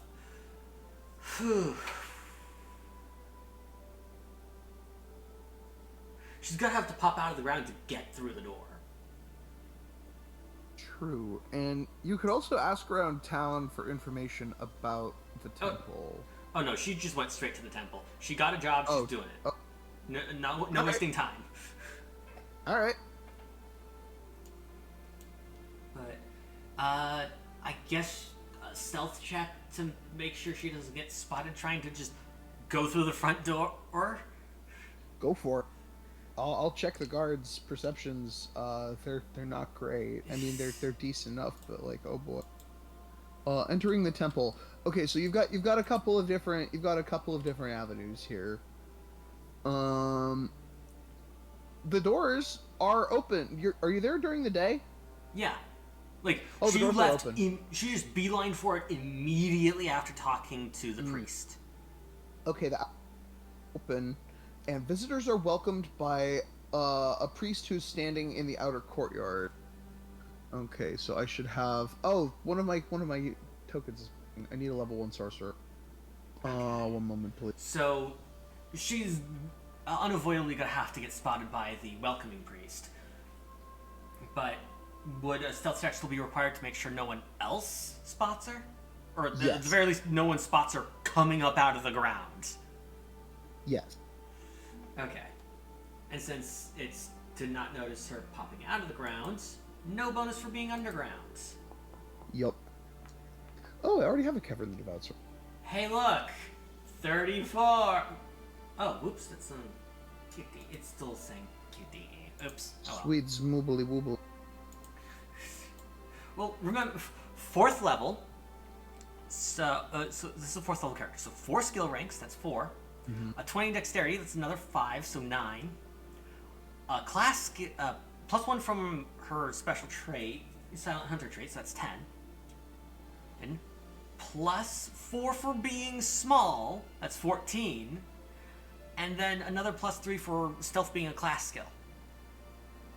That's 17 by 4th level.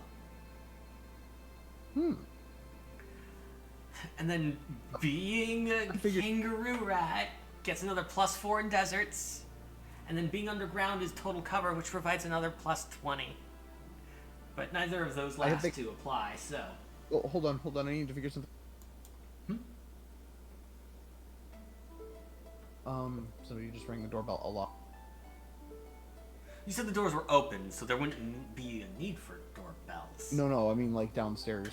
Oh, okay. IRL. Hold on, I gotta figure out what's going on.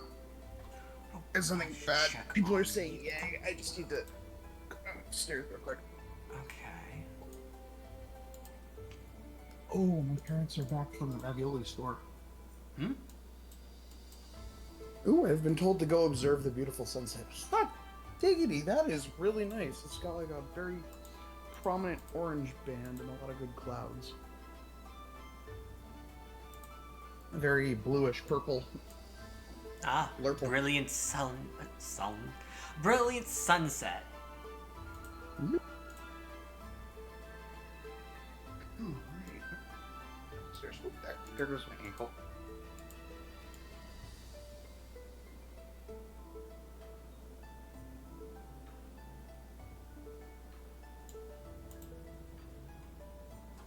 Oh, I gotta help my sibling find something, which I apparently may have misplayed.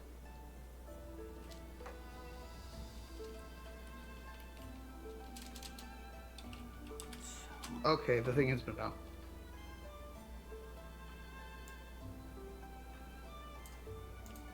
Alright, okay.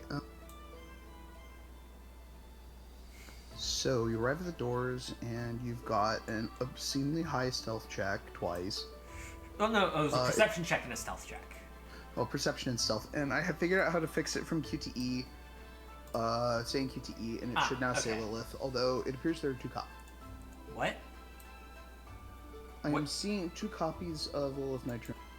Really? I'm not sure where the other one is. One has 1L, one has 2, and I'm not sure which. Oh. Okay, I can see what that might be a problem. But Wayloon. Oh, Lilith's sheet was in the Wayloon folder last I looked. Okay. Oh, so never mind. Not Wayloon. Solo Burrow. Yeah, Solo Burrow. Accidentally 2 L's. Yeah. Where's the 1L one? I'm trying to find it.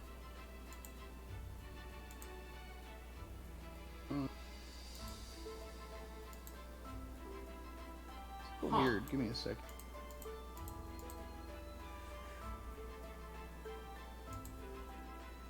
Okay. Okay.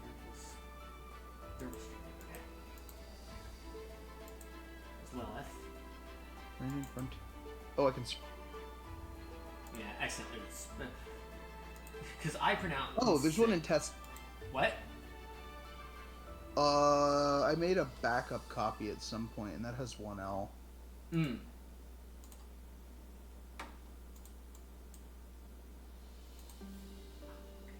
You want Rat Folk. One of these has. They have different skills. Hmm. They have what? They have different skills. The one that's got the image has auto hypnosis +6 and diplomacy -4 instead of. Okay, it looks like it might be a more developed version of the. Yeah. Could. Okay. Hold on, skills. Right, I just plugged it into auto hypnosis because there was really nothing else to put it in that worked. Because knowledge martial is interacting with Path of War and Tome of Battle, so which not going to happen in this adventure, and otherwise pretty useless. And also doesn't make sense considering she's not professionally trained. And the also diplomacy -4 because -2 for having only 7 charisma, and -2 for being untrained thanks to meticulous. Ah, right. Yeah. Auto-hypnosis is at least marginally useful because memorize pages of text even if you can't understand what it says. Caltrop's not going to encounter that. And also, prevent yourself from dying if you drop to negative hit points. You see, that one's important. Yeah, especially in a single character running through an adventure meant for 4 people. 4 players. Yeah. Yeah, definitely. Alright. So you arrive at the outside of the temple, and one of the priests inside sees you almost immediately and goes, "Hello there." But they don't see where she came from. We didn't see you arrive, but you're here now. Good day. How did you do? Just great. Would you like to come in? Would you like to come inside? Yeah, absolutely. Yeah. I can imagine. He seems normal. Like, average, like, an actual Mystra worship. Hmm. And as far as I'm aware, he is. Let me double check. Okay, the video has been uploaded. Okay, here we go. On the way up, a cobblestone path gradually ascends a low hill toward a steep-sided bluff, behind which runs the Wyvern Flow. The path leads to a flat rampart of the whitewashed temple wall built right into the bluff. To the left of the doors stands a large, stylistically simple statue of a woman. A smaller, freestanding stone building stands to the south of the temple. Alright. Doors are open.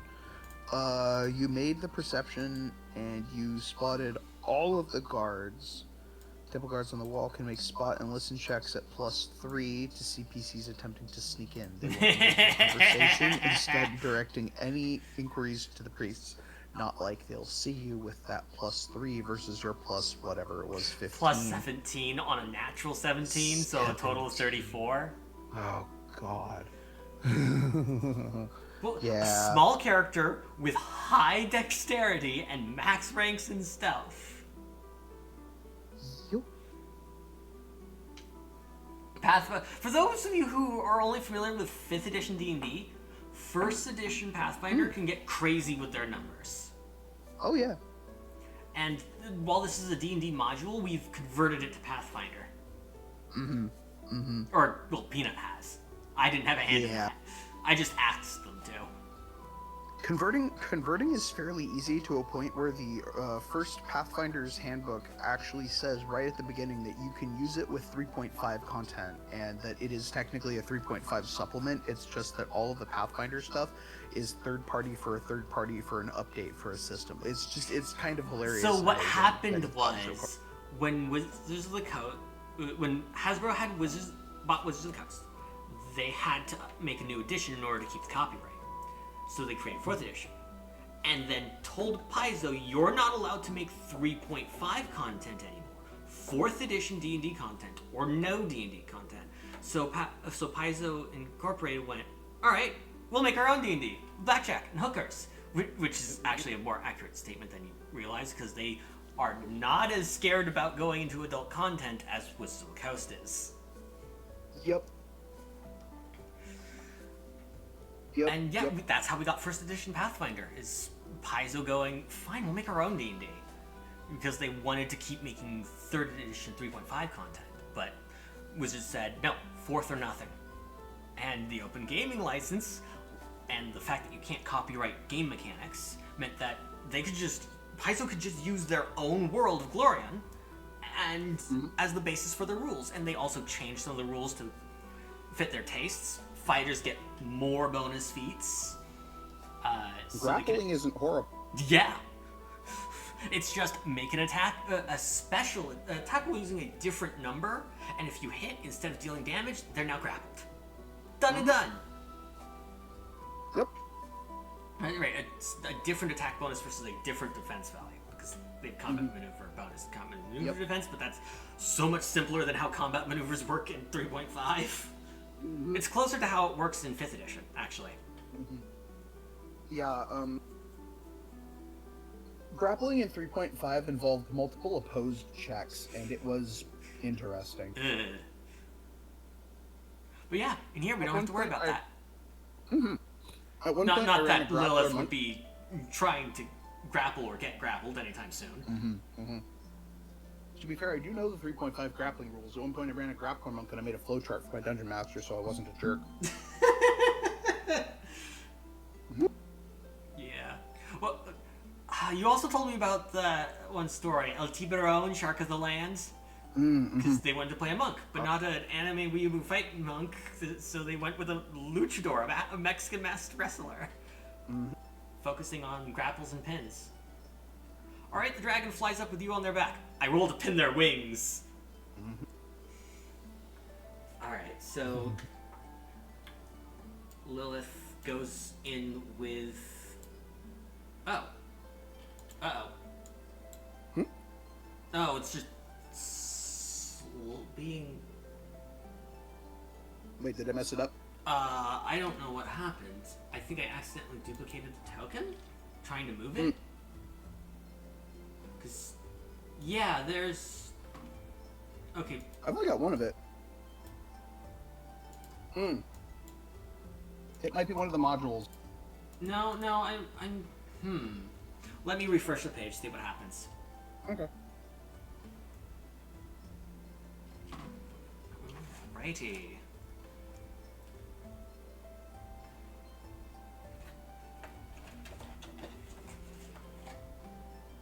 Breakfast.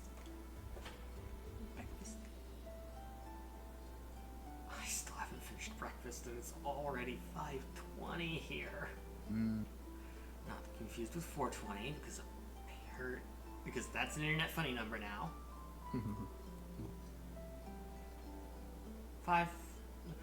that'd be 17-20 hours if we want to go with a 24-hour clock. 68 plus or minus 1. The ultimate, the new internet funny number. Oh, so what I've heard for why that became a thing is it's just a vocal stim. It was in a song where they counted to 10, and the way they enunciated 6, 7 caught on with the youths, and they started echolaliing it into popularity. Which, as far as funny numbers go, that is one of the better ways to do it. Oh yeah, I heard some stuff about attempting to work the algorithm because it started getting popular, and then people started saying it in an attempt to as algorithmic leverage to make their videos more popular. Okay, Lilith still rotated, but the duplicate did disappear. Oh, rotation. I'm not sure how to fix. It might just be part of the token movement. Oh, you are absolutely right. I do not like that. Oh gosh. I'm not sure how to turn it off. Let me. But until then,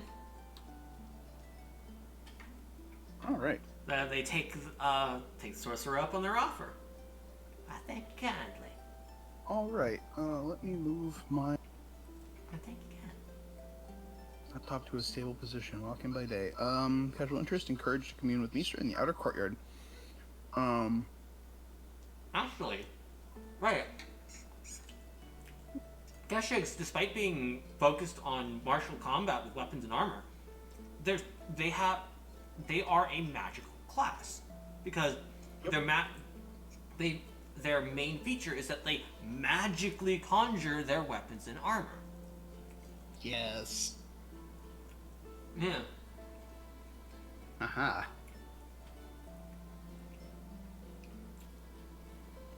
Right. I don't think I picked what Lilith's magic armor would be. Ooh, yeah. Because by 4th level, she has access to both of them now. Yeah.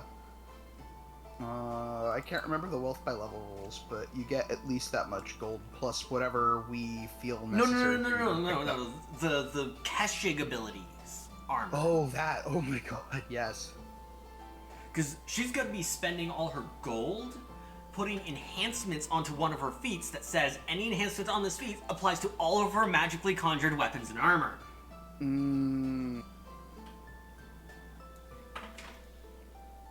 me look. We've got research classes. Akashic. Okay, the video finished uploading, so now I can delete it off my PC. Yay! Which will free up a bunch of space. Nice. Mark of the Hunted. You can hunt a creature by power of Akasha. At first level, when you deal damage to a creature as a swift action. Okay, so to stop you there, I'm gonna stop you there. When you deal damage, if they survive, remember, 2d8 plus 66 plus 12. Wait, why no, is it plus 66? What? Wait, why is it 66 again? Because she has the psionic shot feat, where she can expend psionic focus in order to just add this 2d6 to her attack roll, and she's attacking twice. And she has martial focus to the feat that lets her spend martial focus as though it were psionic. Oh, so she can use it God. on both attacks as part of the rapid shot action. Okay, wait. So that would be 4. Wait, where are the other 2 coming from? Let me double check. Okay. Because I did write up where each of the individual dice comes from. Because at first level, it is only 46. Okay. And at 4th level, damage 66. The mercy property on her ammunition. Oh, yeah, that's... Wait, that's... Which means the damage is entirely non-lethal. Oh, And because because touch AC at point blank range, armor piercing rubber bullets. it begins. Sonic Shot. Your devastating touch ability... Oh no, that's if you have... Okay, that's the wrong... I gotta go to the other... That's augmented. I need... Okay, I need a minute.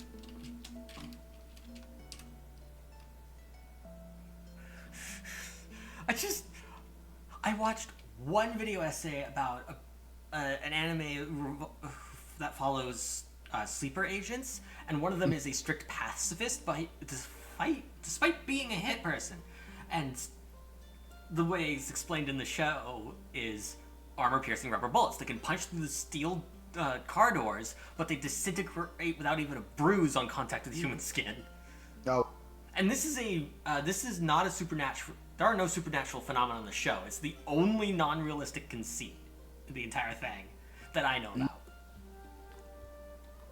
Okay, 10, 14, 12, 8. So that's the video title I grabbed. Okay, Sonic Shot requires point-blank shot. Ranged weapon deals extra damage. Remember, the barrage sphere counts as point-blank shot for prereq purposes. Yeah, okay, so... In fact, replaces point-blank shot if you would take it normally. Yeah. Okay, it's... Wait.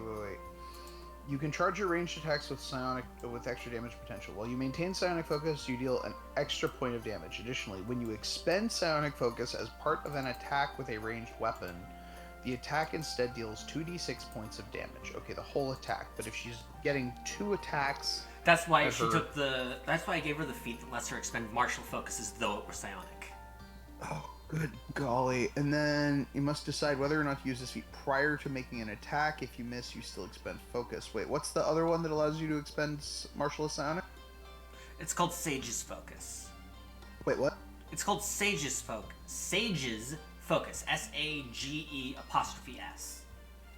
So, technically it says you may spend martial as though it were magical, but the Sphere's Power says you can use magic, its magic, for any of the psionic rules. Cool. So, yeah. She just funnels her arcane ability through the weapon conjured by that same ability in order to make it hurt more.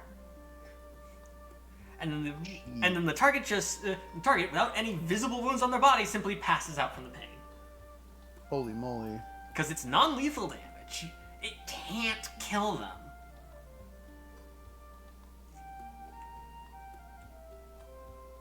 Okay, hold on. Let me get back over here.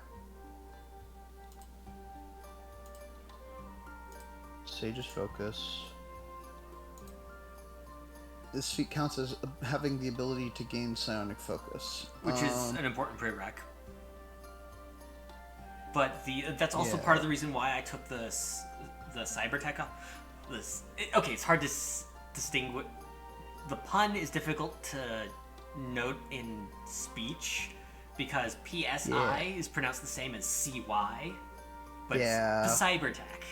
Because it's psionic cyber-tech. Oh. What? Arcforge Player's Compendium. Is that where the cyber-tech comes from? Well, it looks like Arcforge Player's Compendium is a fairly recent compilation of all of the Arcforge. Oh, you found a new book. Can we not get distracted? Yeah. Yes. You can purchase that after stream. Yeah, I'm gonna have to wait on that because I've already got pieces of it. And okay, yeah, the Helmsman compiling and revising rules from 12 books. Arcforge Player's Compendium combines all the wildest stuff. Okay. Cool. Massive mech rules. Over 50 archetypes, race options, new magic sphere, the Technomancy sphere with 20 talents, 400 feats, and tons more. Very nice. Aha. Oh, cool. Cyclopedia, which is expansive starship rules, new monsters. Oh, excellent. This is going to be fun. I can do that later, though. Nice. So it's in one of the Arcforge books. One of the Arcforge books I don't have specific. That's all right. Fine. But it's all in Library of Metzafits, so. Yeah. But we're not in combat. Lilith took the sorcerer up on their offer to enter. Yes. Invited in like a vampire. Yep. No. For all this wacky stuff I crammed onto this one character, vampirism is not one of those things. She can and has no qualms about she can absolutely and has no qualms about entering uninvited. Nice. Wait. If a fight breaks out, she will break through the. Actually, no. She doesn't even need to break through the door. She can, because the whole your attacks originate from up to 30 feet away ability. Mm-hmm. Mm-hmm. All right. Outer courtyard. This wide-walled space is open to the sky. The floor is tiled with obsidian slabs in which star-shaped white stone tiles are set, mimicking the night sky. 2 large stone statues dominate the space, each apparently portraying the same woman. They stand apart from but facing each other, each with hands raised up toward the other, almost forming an arch over the center of the temple. 4 small altars to Mystra sit in each corner of the courtyard temple. By day, so they're about. Where's my trusty rollinator? Oh, over to Behold, here. Pair the Platypus, my dice rollinator. There are currently 3 visitors. Wandering around in here. Just regular people from the town here to pray to Mystra. Meditate, sit around, whatever. So because you're during the day. Any special ability to sense magic specifically, so I don't know if she can tell the difference between the real priest she met and the false priests at this temple. I don't think so. At least not magically. Well, you could always use I think it's sense motive. I think to put try to ranks in figure her it out. sense motive, yeah. But Yeah. I was thinking, is the energy signature off? Because it's actually coming from a different deity. I mean, theoretically, if you had the detect alignment, the answer to that would be a hard yes. Nah, she doesn't have. She doesn't have that. Yeah, but none of these people are. Didn't take a level of Vampire Hunter either. Actually, no, Vampire Hunter isn't detect alignment; it's detect undead. Mm-hmm. That would be useful later, but even then, not so much because they're pretty obvious about it when they show up. Oh God. Yeah. But and they're. Oh, I'm supposed to put one of these temple guards up. Temple guards, what now? Yeah. No. You again because you're using push to talk. When you release the button, my system just crashed. Oh. I guess I'll have to wait for you then. Sorry. Actually, is it my full fire? Or just that? What? It's just that. Okay. It's not my whole Firefox dying. It's just my game. Okay. Oof. Come on, connect. PLZ, come on. Panicked screeching. Yeah. How did we describe Incarnum as part of the weave? If I remember correctly, it's actually been talked about within the Forgotten Realms, because there was a whole thing where that's like the whole plot of one of the 4th edition book arcs is somebody 4th edition? who... Yeah, 4th edition book arcs. 4th was edition somebody... doesn't have Incarnum. That's the funny part. So what happened was the guy who wrote the Magic of Incarnum book also wrote a bunch of later books, including the Abolithic Sovereignty and the Year of Rogue Dragons trilogies of novels. I think he also wrote a Magic of Incarnum, but I know he definitely uses it because there is the main character of the Abolithic Sovereignty trilogy is a half-elf whose mother was a Cerulean sign adherent. And he has the mark of the Cerulean sign spell-scarred into his chest. He has the Incarnum tree, and it is categorically a different color than most other people's spell scars. It is cerulean instead of, kind of a dark blue. Cerulean instead of navy? Yeah, instead of being kind of like a lapis-colored spell scar. Yeah, because it's so closely tied to the Incarnum. Actually, yeah, now that I think about that, Lilith's rifle probably has those cerulean inlays instead of gold filigree. Yeah, that's because cool. that's how the Kashyyyk... Kashyyyk is a Pathfinder class, but since we're using D&D lore, it's Incarnum rather than Akasha, so it uses the Incarnum's motifs. Mm-hmm.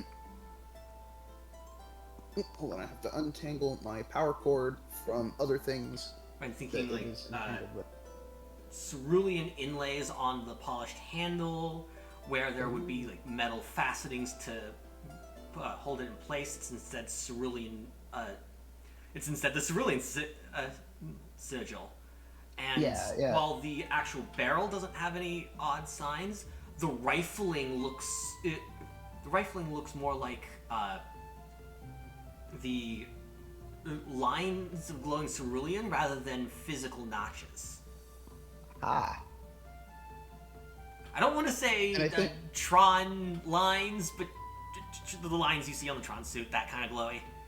But it's rifling, so they're just gentle curves all the way around the barrel. The inside of the barrel.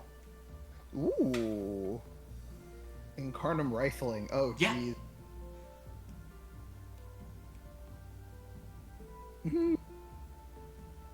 And Incarnum rifling on the inside of the barrel, Incarnum inlays on the handle.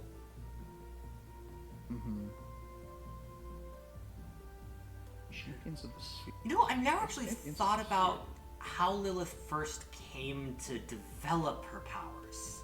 Ooh. I want to say that even she doesn't know, because the whole lore I wrote up about these kangaroo rat folk is that while they is that as a species they are solitary. They do not hang around others of their kind. They usually are like just themselves or them and their immediate kid in buddying in a Tavi burrow with the mongoose folk, known as the Tavi. So, and none of the Tavi in the Nyrtim-Clan Burrow, use Incarnum. She's the only one who does this. And the whole thing about Incarnum is like, it's the background soul energy of the universe. So, those who use it just come by the knowledge of those who came before it just by using it.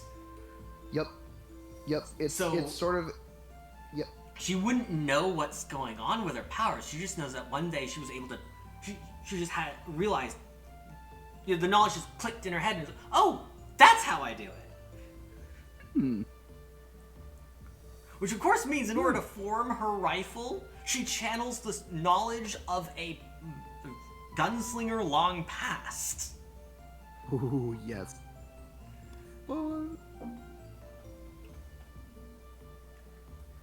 Alright, anyway, is everything in Foundry working for you? Yeah. Okay, let's continue. Where the frick did it go? Uh-oh. I have to... Oh, God. Okay, I accidentally closed the tab, and now it's opening and thinking. The good news is I know what's going on in here, and I can actually do it without direct observation of the map. Haha! There are a You've couple- run this before. Yeah, there are a couple of characters that are missing from the map, namely randos from the village who would You be did say there were unnamed 3 NPCs. guests. Yeah, there are 3 guests, plus that one guard that theoretically should have been moved in there unless my thing died mid-click again. No, just the... Hold up. Yeah, Oh, just right. the archers and the sorcerer. Okay, good, then it didn't... It just died again. Well, then let's continue with the scene. You said you can do it without the map. Yeah, I have to figure out if I can... Yeah, well, it's gonna be frustrating later if I can't move the guards around, but that's fine. I'll figure that out when I figure that Yeah. out. So what? A human, Yeah. a half-elf, and halfling? Are the 3 Yeah. strangers? Yeah, well, yeah. Probably 2 a human, a half-elf, and a halfling. Are just kind of milling around in here, meditating in various spots. And then there's this human sorcerer in front of you, who, if you want a sense motive on him, is honestly a decent target for it. All right. Considering he's greeting for a known weird temple, it's probably a good idea to sense motive on him.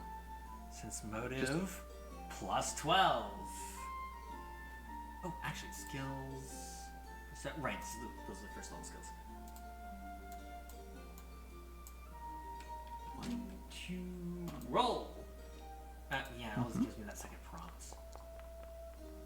All right, 26. Versus their Nice. bluff. Yes, versus Kevin the Devout Sorcerer's bluff. Now, if you excuse me as I sprint down to the other end of the book. Here we are. Well, at least the other end of the chapter. Kevin the Devout Sorcerer has a bluff of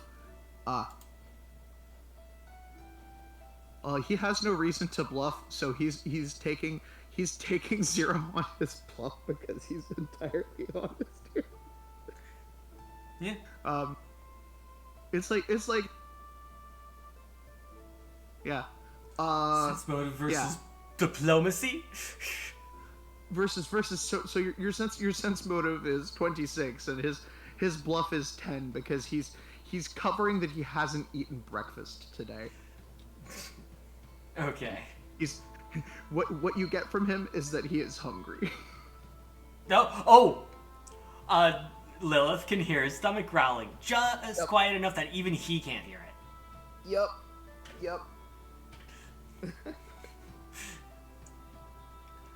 So this guy's on the up and up. They're people, who knows, but this dude, he's just hungry. Alright. So yeah, Lilith accepted the invitation to enter. I think I already described it.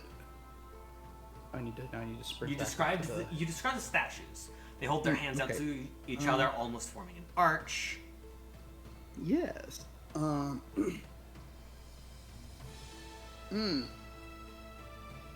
Where's Shanthar? Because there's also supposed to be Shanthar. Oh yeah, it appears that moving my tokens is currently busted. Which sucks. I froze it. Dang. Uh-oh. I'm gonna have to do some tweaking and possibly rebooting of the system later, but for now I can just do it as it. Yeah. So Kevin the Devout Sorcerer and another dude who looks a little, I don't know, comes up. He's motive on them. He's smiling. He's smiling too much. He's in his mid-30s. He's friendly. He's outgoing. Another human? Yeah, another human. He's like, "Hello. How are you doing? Howdy. Do you need healing, clerical work, scroll identification?" Actually, okay, she has a charisma of 7 and untrained in bluff, so she's not gonna be lying through her teeth at this point. Priest from that temple sent me to check up on this place, make sure it's all up to code. Oh, okay, that was a bit more Scottish than Southern. Well, this temple has been under a lot of good construction recently, and it's been absolutely up to code. It's passed all its inspections. It's got wonderful permits there in the back. I could fetch them for you. He smiles too wide. Okay, sense He's- motive. He's very polite. Like, it's a little Yeah. creepy. Trying a little too hard to be polite. 22! Ooh. Oh yeah. Okay, now he needs to.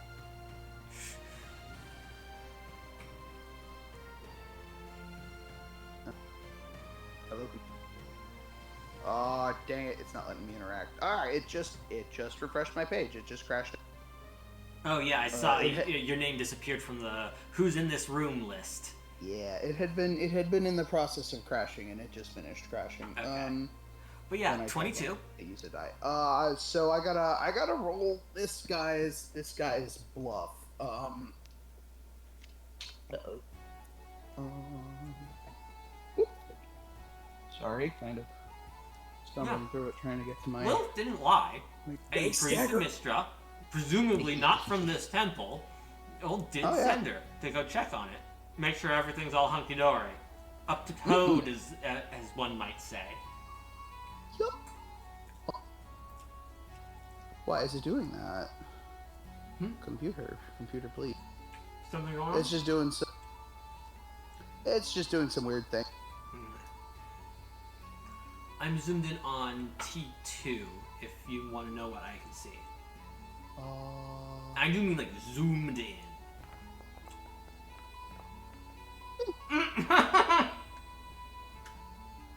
Working. Okay. He starts to sweat. You see him perspire. His eyes dart would you be- to the guard room. Would you be a His darling eyes and dart to the door. would you be a darling and take me to the back? Show me those permits? Certainly. He's looking for exits. Also, something remember, really weird. Lilith has her rifle out at all times, so anyone who would be uncomfortable, so the NPCs, especially those who know what guns are, should react accordingly. Oh yeah. I don't know if any actually know what guns, and I need. Okay, need you're to cutting out like finish- every other word. Sorry, yeah. They know what guns are, but I need to finish loading in before I can check which of them actually are aware of what guns are. Actually, since we're talking about priests and sorcerers, they could probably sense the magic coming off of Cylea's rifle. True. Why is my hotbar at the top and everything is a little weird? I don't know. Oh. Another update? No, I have to restart the engine, but I can do that later. Okay, I'm so probably I'm gonna get have kicked to out. go fairly soon anyway, but not quite yet. So I want to do like this room at the very least, and this bit of the encounter Okay. before we move. But if it goes to combat, which there's every chance it could fairly shortly, depending on things. Well, if it goes to combat, Cylea's damage per second is going to be Cylea's damage per round is going to be measured in bodies per second. Uh-oh. Damage per second. I unplugged my headphones. Sorry, I can't hear anything. Dang it. Wait, from damage per round? So, if it does get to combat, remember, Lilith's DPS is probably going to be measured in bodies per round. In 2d8 plus 66 plus 8 every round. That's a lot. That's Yeah. like a lot. That's a minimum of 16 non-lethal damage. Oh. Okay, this is acting really broken. I reloaded and it's still busted. I have like no visual space right now. I can see things just fine. Oh, I If can't. you need me to do that for you. No, like I don't have the left side of my screen. I only have the top bar 8, 9, and 0, and then the entire right half of my browser is just black, and it has been like shifted left the whole way. Oh, dang it. What happens if you resize the window and move it around? That made it worse. It started complaining the Foundry didn't have a large enough window. Yeah. I've never gotten that before, and I've moved the windows around. Like, here. Yeah. It's do it because now? it's too narrow. When you Okay, make it too okay. narrow, it starts throwing an error. Okay, I'm getting the error now. Okay, I'm gonna restart it. It should take about 30 seconds plus the load-in time. Okay, so during that, during When I say spin that, up. the priest that came over said, "Sure, you can see the permits," while sweating bullets. And he starts to whoa, error, metadata validation failed in defred's droppables. Huh. What? Weird that Is it's it not breaking more for working? you than me. 'Cause aren't you the host? Oh, maybe that's why Yeah. it's breaking more, because your side has to handle it. Oh, now it's working. Okay, good. So, oh, whoop. Oh Admin no. off success. Oh no, not this again. What happened? I need to not click and drag the tokens. Oh no, it's probably gonna do a bunch of stuff in a second here anyway. It's currently launching. It's launching the world. Okay, Yeah, I'm let's just see gonna what refresh the page. happens. Okay. Oh. Yeah, there's not a page there right. There we go. Worried for a moment. Yeah, it was down and now it should be back up. Okay. Yeah, so the past like 30 to 40 seconds, if you did anything, that was on a cached version of the page and did not actually function. Okay. Yeah. Good thing I refreshed. Yeah. All right, I am at 1/3, 2/3 load.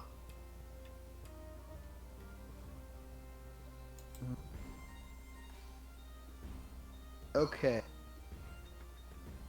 Okay, it seems to be working better now that I've restarted it. I need to grab the guy from the bucket over FSWPS. Guards. I don't have. But a yeah, guy so the priest leads Lilith to the back of the temple where the permits are stored. Yeah. Chanthar. Game is paused. Uh-oh. And also That's not what- loaded.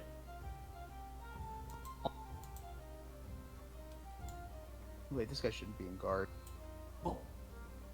This should be called Temple.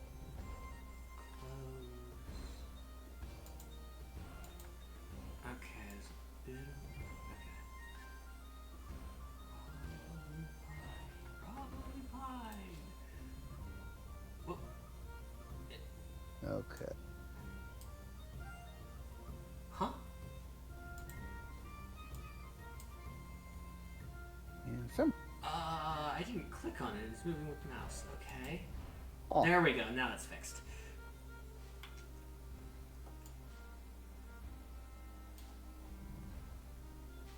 So, 1, 2, 3, 4, 5, 6, 7, 8. All right. Abomination Vault's map remake. Oh, yeah, that's a map I'm not using. Yeah. Apologies for the technical difficulties, but if there's no scuff, did I really ever stream? Yeah. And the scuff is mostly on my end, to be fair. Oh no, and I broke it. I'm gonna have to figure out why it's so broken later. But for now we can keep up with So this. by So the there's- so he back, takes does him to that the back. mean all the way to T15? You are moving to T. He takes you into T6, and I can't move the token through the door. Yeah, I know it's currently broken. I am not. I don't have the movement. That's Kevrin's quarters. All right. Temple guard post. Okay, so I could describe it though as you go in. Yeah. The Middle Temple is a private space. Normally, only those who petition to earn Mystra's sacred trust are allowed to enter. Let me read this real quick. Visitors, if the PCs question these random townspeople and travelers they discover most present during the day. Kevin, devout sorcerer. He's done stuff in his past. He's been. He runs the light show at night. Development treasure. Where is Shanthar, who's supposed to introduce? Whoa. Everything he says is a Whoa. lie, and you figured that Wait a out. minute. Why are the temple guards getting a funky outline? Possibly because they are glitching. Not my fault. No, just my end. No, I'm thinking. Hold up. When do those disappear? They do eventually disappear. I think it's Cylea's... I think it's Lilith's tremor sense. Oh. Which I think I forgot to remove. Well, no, she would have it, just not from her species anymore. Instead, from the veil that she's got on her feet, the soul meld, if we're using D&D terms. Yeah. Oh, it is really crashing. I just took my headphones. Give me a sec. Changes. Yeah. For example, yesterday I was able to move character tokens, and today it appears I am not. Oops. So as you enter the inner courtyard, T6. This large room is closed off from the sky, but tiny points of light glitter on the otherwise oil-black ceiling. The floor is tiled with obsidian slabs, and 3 rows of square pillars march across the chamber from north to south. Torches are ensconced on the east and west surfaces of each column. A plain stone altar stands alone near the chamber's center. There are at least 2 guards. So here is the altar? Yep. Before, as you go through the... Hello? Hello? I can't see anything. Uh-oh. That's bad. I could barely hear what you were saying. Okay, yes, the altar, there are 2 guards flanking the door as you enter. And there's another guy past On the other side past the altar. He's giving a solemn and difficult to follow sermon. But he sees Shanthar guide you in. And then you hear him in the background.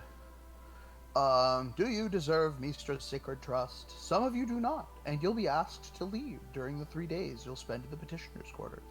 I won't lie, the next 3 days will be hard. You may get bored, you may get hungry, but if you persevere, you might just earn the starry gnosis, the secret knowledge. If you can't commit to 3 days, leave now. Father Shanthar will return your donation. If you're staying put your belongings in the petitioner's quarters, change into the vestments you'll find there. Stay until you're called, contemplating obedience to the goddess. It seems a little weird. Well, you don't know much about Mystra, though. So. Yeah, Lilith,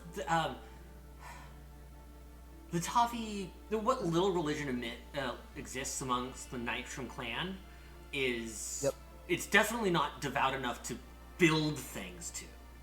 It's mostly just personal rituals that you come up with yourself.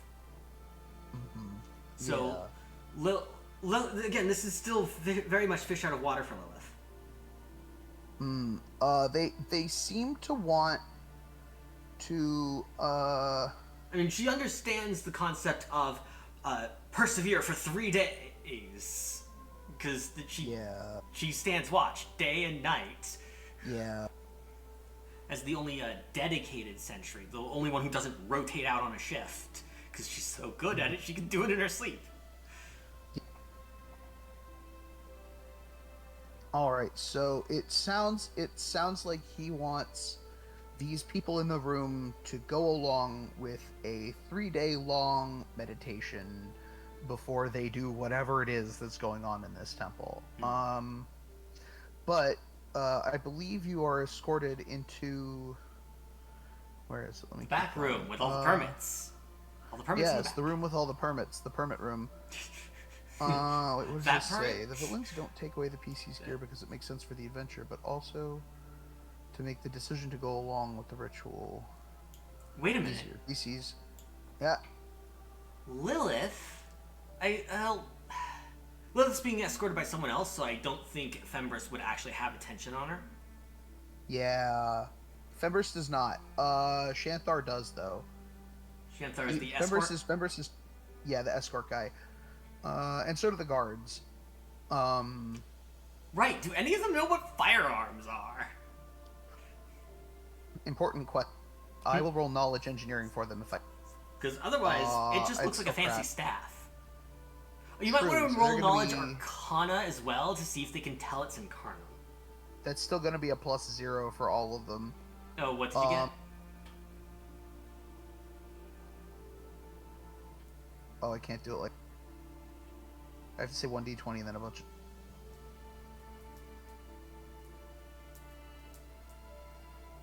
Anyway, so none of them recognize that it's a firearm. Do any of them hold on. recognize it's what? Hello? I'm just trying to get this to roll. Oh, right. I would see the dice on screen if you were successful. Would you like me to roll for them? Possible. What did that come out? This is really, really busted right now. That's one guard. Got a nat 20 on their knowledge engineering check. Oh God. Okay, exactly one of the bowmen knows what a firearm is, and he's not talking. He knows too much and he's not talking. Because he doesn't want to spook the rest of the group? He doesn't want to spook the person with a rifle. He quietly points at Lillith and murmurs to one of the other guards, "Stay away from that one. If shit goes south, you leave." You will leave. Either you will leave or your soul will. He just says, "You leave," and the other guy looks at him and goes, "Why?" And he goes, "Worse than a wizard." The other guard turns white, like. Okay, now that's a bit of an exaggeration. Oh, worse. Just four words. Worse than a wizard. He knows what bullets can do. Fireballs. He's also seen bullet. He knows what Pathfinder firearm rules are like. Yeah. He looks to the guy. The guy goes, "Why?" And he looks at me and goes, "Hits on 10. Always hits 10. Okay. And then maybe not quite like stares, that, but not quite worse like than that, a wizard. like, I think worse than a wizard does. worse than a wizard. The other guy just Fireball at least gives you a dex save. This is you failed your perception check. You failed the QTE. Oh, you failed basically a quick time event because it's stealth versus perception. The two archer guards now officially know better. TM. The other guards are. The other guards are. Anyway, Lillith gets escorted. Less lucky. Yeah. Lillith's continuing to get escorted. Mm-hmm. Into the back. Let me see what comes next because I need to now look at the map here. Okay, T6, and then what's T14 at the very backness? T17, T15 is the landing. T14, here we go. The inner temple. The PC's finally encountered a sacred trust here one way or another. Slabs only the floor contains 2 guards. Temple guards of particular piety. Oh no! I tried to drag the token again, and it won't release the token. The cursor will not release the token. And because it's selected, I can't see anything. That's the same problem I'm having. I need to restart the engine. It's being very strange. Okay, a little bit of scuff is fine, but this is more than a little. Yeah, I'm having more problems than I've had with this in quite a while. Okay, now it seems to run without issue. Whoop. Foundry Virtual Tabletop. There is currently Undefined no errors. session.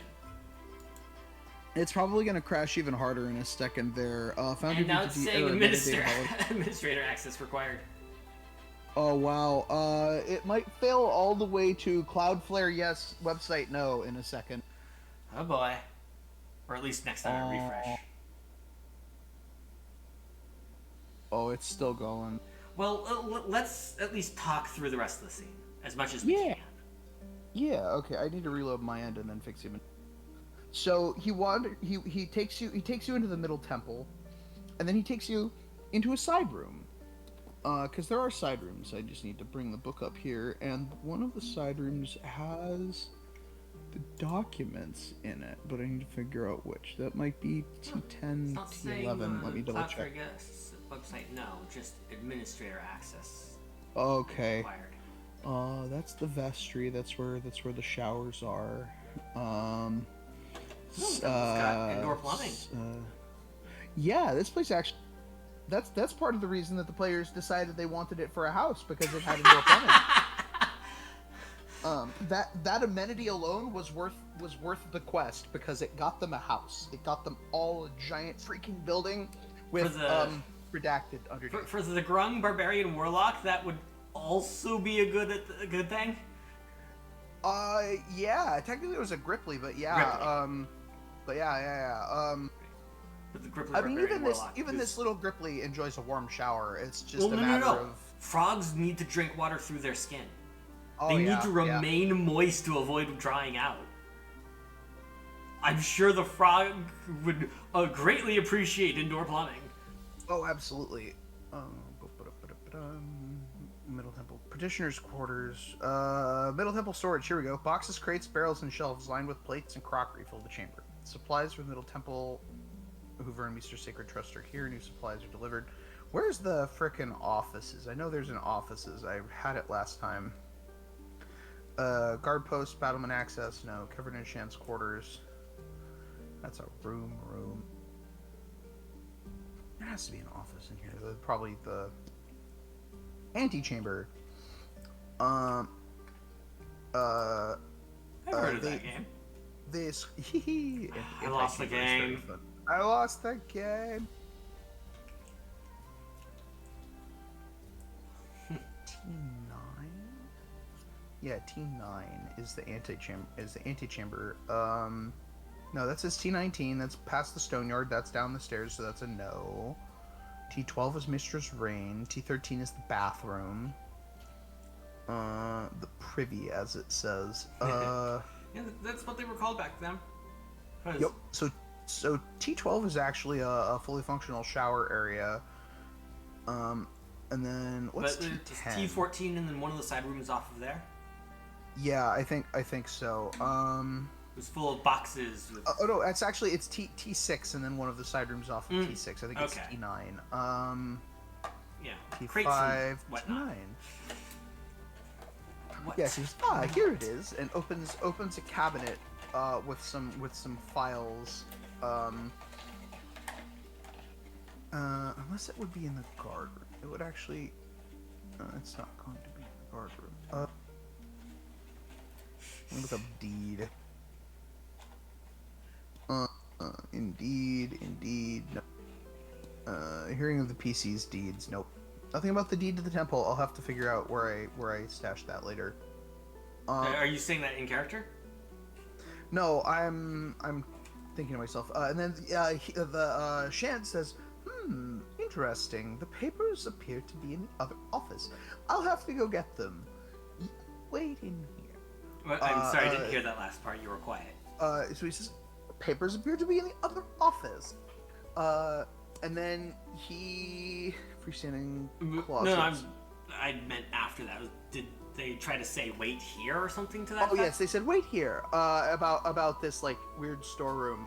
It's this whole thing is very sketchy. They're like not ready for this kind of scrutiny.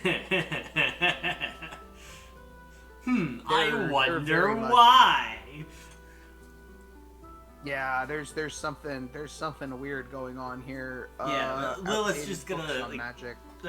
So when the priest walks off, Lilith's gonna like lean on the door frame, and you know, kind of like in those cowboy movies when they're leaning on the door frame at the entrance to the saloon.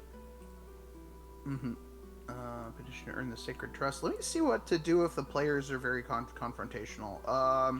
Because does this count as being confrontational? Not necessarily, but it's more than compliance. It's more than zero non-compliance. So they're getting a little bit edgy because most people are just like, okay, I believe you, and then go about their business getting zapped by the orb. Lilith has a high sense motive. She's well aware that people tend to lie, so we need to rule out that as a possibility. Oh, and she could absolutely tell that this Shanthar guy is lying. Like, Kevrin, he's hungry and didn't want to say it out loud. This dude, every word out of his mouth is some kind of falsehood. So a politician. Dang. Just about. Like, oh my god. He's making campaign promises up in here. Well, what do you think a sermon is? Very true. Very true. So, let's see. Tactical encounter. Guards on duty. Archers. Kevrin, first level sorcerer. Where's the Shanthar thing? There's a whole huge long thing about Shanthar. So he's trying to. So he comes back. He goes, "I'm sorry. I really couldn't find those documents. I've got this piece of paper from the old lord saying that we can build here, and I've got a writ from the Church of Mystra that says that we can build this." And you might, I forget. Do you have is it forgery, or what's the skill that sends forged documents? I can't remember. Huh. It's a forgery kit in 5th edition D&D. In Pathfinder, I should be able to quickly look that up. Because I want to say it's either bluff, not disable device. Bluff, not sleight of hand. Hold on. Oh? Forgery. No. Linguistics for creating and detecting forgeries. Okay, does she have linguistics? No. Oof. Never been out of the burrow. Never been away from the burrow. She's been on the surface. Yeah. Oh, cool, it's working. Oh, appraise. Appraise. Appraise? Did you say? Yeah, that's what it looks like. You can use appraise to detect non-written forgeries and counterfeits. Yeah. Well, I mean, there's a big stamp for the Church of Mystra on it. And I'd say that counts as non-written. Oh, but you don't have 5 ranks, damn. She couldn't have 5 ranks even if she maxed out. She's only 4th level. Yep. Oh, dang it. Okay. So it looks like there's no real way to tell that these documents are fake, but there's still something really wrong here. Well, don't worry. I had a plan for how Lilith will respond to this. Okay.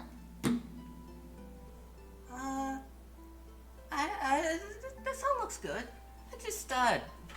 I know there's a lower level to this. Can I get a good visual once over? Make sure there's nothing obvious. He's a little bit sketchy right now when you mention the lower level. Make another sense motive check. I need to wait for the game to load. Oh crap! Right. Okay. Oh, you just say game. Okay, it should load in. I am also simultaneously loading in. I have actual dice, but player rolls are player rolls. Okay, here we go. I found my dagger full of dice. Sense motive, you said? Yeah. All right.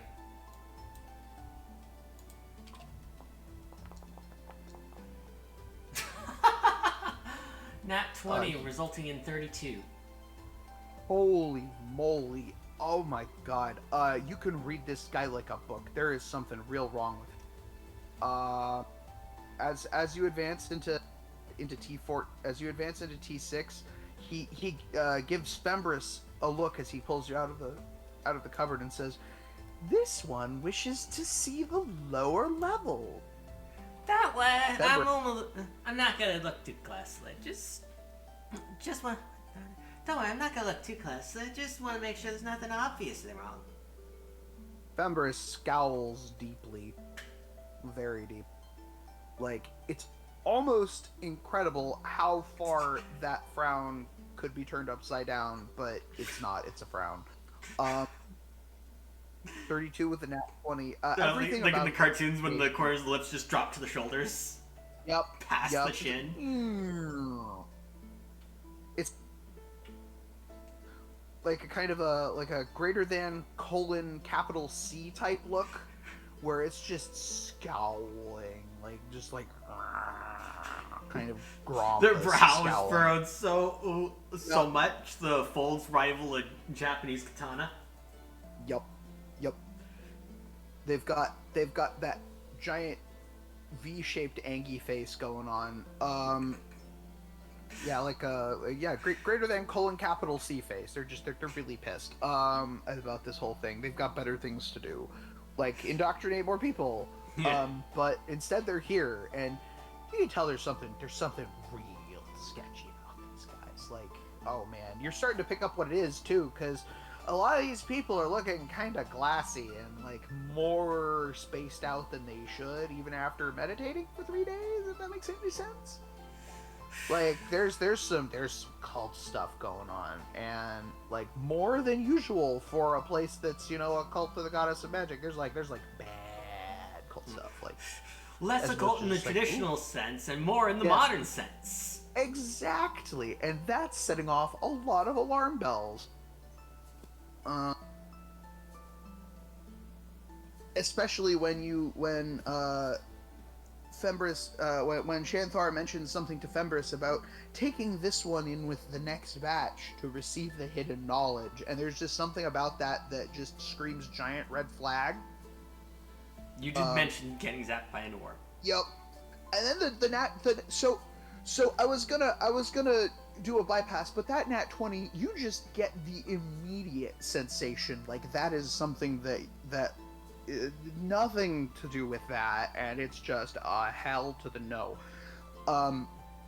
So you've got not just a bad feeling, but like, and I'm not gonna let that happen. You've currently got like a plus many against anything to a point where you're just gonna succeed against that. Just letting you know right now, if it happens at all. You might beat them up before they try. Yes. They're gonna be obvious about it. So surprise round also denies you dex bonus. Okay, so the Fembris scowls, deepest scowl to ever scowl. Scowls deepestly at you. And Lilith can see those around, those who were in the meditation are sort of acting like they've been lobotomized. Well, they're just kind of like more zoned out. Like, one of them is literally just staring at the wall. Another one has just been blinking every, I don't know, couple of seconds just consistently and is also staring at the wall. One of them's staring at the ceiling. They appear to be the most intact brained out of all of these people, but they're all in various states of not entirely there. Comatose. And or catatonic. There we go. That's the word. Yeah. Well, not exactly catatonic. Some of them are trying to meditate and very in various states of actual meditation, and some of them are just like soup. Yeah. So she sees Fembris scowl, looks around, sees everyone else kind of conked out of it. Points the barrel directly at him. I haven't been most forthcoming, but I don't think you have either. He's confused, but still scowling. He doesn't really answer very much. He just kind of sits there and scowls at you more. I did say the truth when I said the priest Mystra sent me here, but it wasn't so much for the bureaucratic permits, and more the fact that they don't think this is a temple to Mystra.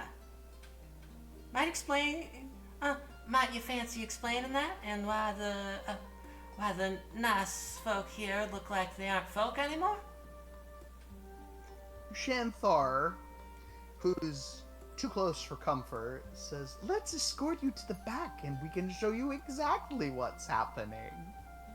Don't worry, it's not sketchy at all." And he doesn't actually say sketchy, I should come up with a better word. "Don't worry, there's nothing suspicious happening here in the least." Do you have any idea how suspicious that sounds? At this point, Fembris attempts to smile. Can't, the frowning muscles are pulling too hard. The tips of his frown turn up in what can only be described as a truly Grinchly look. Like, he's still frowning. They're trying to fight through the frown in order to smile, and fighting failing. Through the frown to smile. It's never hitting his eyes. He manages to curl his entire face up into this puckered little smirk, and he's still glaring. That hasn't changed. Fembris, at this point, begins to talk. "We are going to the inner temple. All who wish to experience the hidden knowledge should approach. and he But beckons think kindly. the guards at the far end of the room that you came in through before going into the thing. And they move a little closer to the doorway. And he opens the doors at the far end and beckons everybody in there. And everybody's kind of being ushered into the backest of rooms, or supposedly the backest of rooms. And as they open the doors, make a spot check. Yeah, spot. Or perception. It'd be perception in Pathfinder, yeah. Yeah. Thinking about the old one where it's spot versus search. Yeah, no, Pathfinder got rid of that. Yeah, basically all of them did. Well, first edition Pathfinder and 4th edition D&D. Yeah. Right. Because perception is having plus 14. 2 separate skills for that, while useful for certain things, is a pain in the butt. in Well, others. 3 separate skills: search, spot, and listen. Right. Like, if I were to, I had an idea for a hound folk species in 3, and if I were to put it in 3.5, I would straight up say, "You have an extra skill, smell." Yep. But since it's all budget and perception, it would just be bonuses to smell-based perception checks, like they do in 5th edition. Yeah, I think Pathfinder actually does that for a lot of the older. No. updates. Pathfinder First Oh? Edition still has the scent special ability. Oh no, I meant for the listen, and the listen stuff got rolled into the Spot, search, and perception. listen are now all one skill. Perception. Yeah. Anyway, perception check, you said? E. All right. Okay, you got a. Oh yeah. That'll be 28. Oh. Oh weird. yeah. I put a 4. Oh, I know what happened. I didn't understand how the interface works. So when I clicked 20 and it asked me to put in a number, I put in 14 thinking it would add the bonus. Okay. So D20 plus 14. Roll. No setting the die face.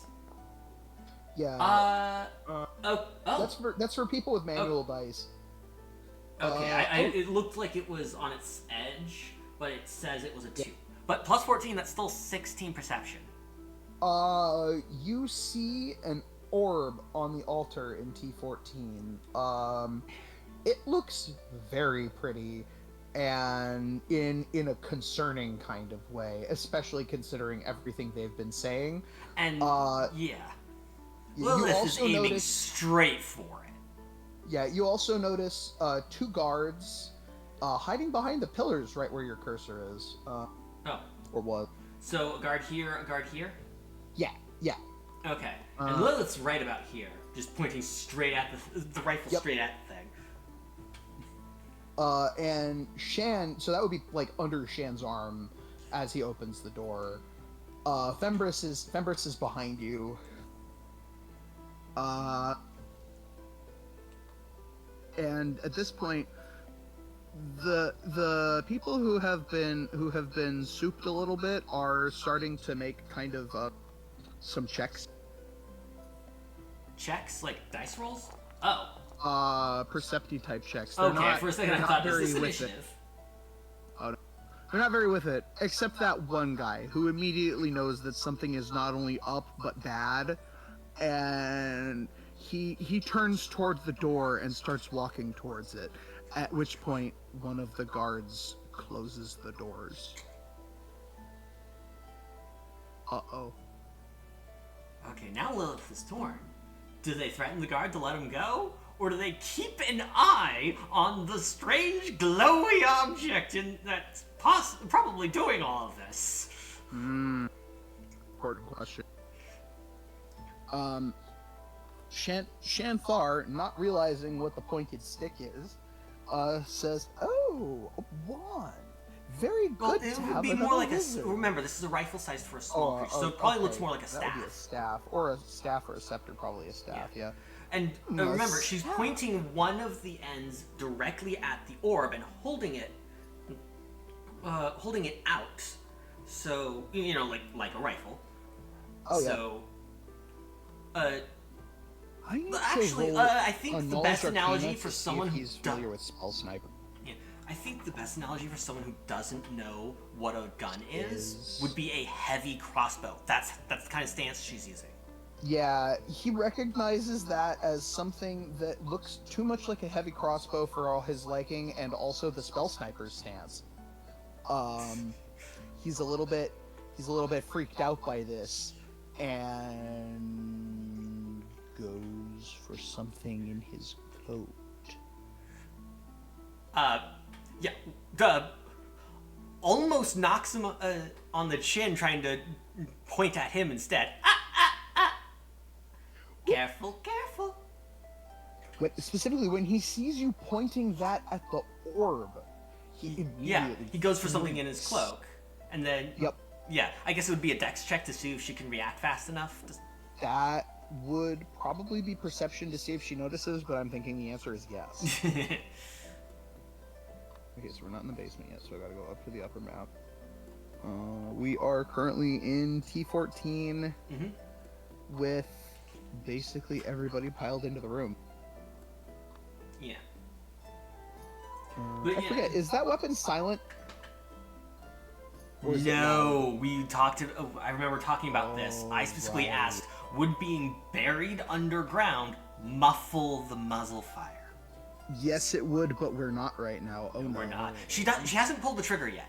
She just when I forget, not Fembris, the other one. What's the name? Shanthar and Fembris. Okay. Fembris is the one who. So Shanthar is the one will likely show reaching up into later. their robes, right? Yes, Yeah. Shan is currently. No, Shan is opening the door. Fembris sees you aiming, and he's pulls directly something. behind Lillith. So Yes. So that would be perception to see if you recognize that there's something really, really sketch happening. all right. So he's cleric, so he's got.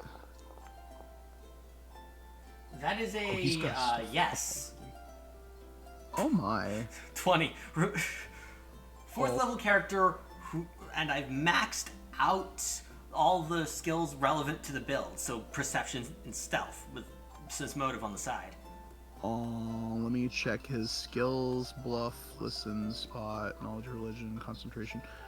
This isn't any of those, so it's a bulk of not enough. By one. You barely notice as he pulls the checks notes. A heavy mace out of his coat with one hand and the chakram with the other. And that would and so Lilith knows. Wait. So he's actually he's actually up close right now. So he's pulling a heavy mace out. okay, so yeah, all three of them are based. So not Sophis. He's like 10 feet away, Yeah, but he's gonna Fembris, move then in. Lilith, then the other one going left to right on this map in terms of adjacent spaces. Correct. Fembris is where Fembris is, and then there's a gap, and then there's Lilith and Shan. Well, I guess Shan would probably be here. Yeah, Yeah, he and is. Lilith here because you did mention like the rifle's up under actually- his arm. So let's see if I can move Fembris. I cannot move Fembris. Damn it. Well, no, So you he's can't. going to the right. So I can use the arrow keys to move Lilith's token. Oh, I can do it with Fembris too. Excellent, excellent. So he's standing here, and then Lilith I is to can't the move right Lilith of him. because the doors don't work. Oh, wait, I can. Did that work? Yes, it did. Excellent. Good. Excellent, excellent. I think we figured. And then There we go. Just need to click on it. there's supposed to be a Shanthar around here, but I don't know where I put. Yeah. I might have deleted him by accident. But Shan is also, I believe, a cleric. Let me double check that. Fembris is CR5. I'm not seeing stats for Shanthar in here, and I'm very confused by that. Yeah. Oh no, it's like up here. I found it. Yeah, but with Oh, the Mason he's Chakram up being here. with Lilith noticing the Mason Chakram being pulled out, well, she's gonna whip around and change her aim to the aggressor. Does he have a wand? No, he has a scroll. 'Cause- Yeah, he's pulling out his mace, and so she's gonna spin around. yeah, Okay, because that's that is the more immediate threat. The more obviously immediate threat. that's going to prompt Shan to roll initiative. Because if she's gonna whip around and point something at the other guy after pointing it into the room, he's gonna actually let's do a perception check to see if Shan realizes what's going on. He's got a +0 just like everybody else in this place. No, I don't think it's perception. I think it would be sense motive.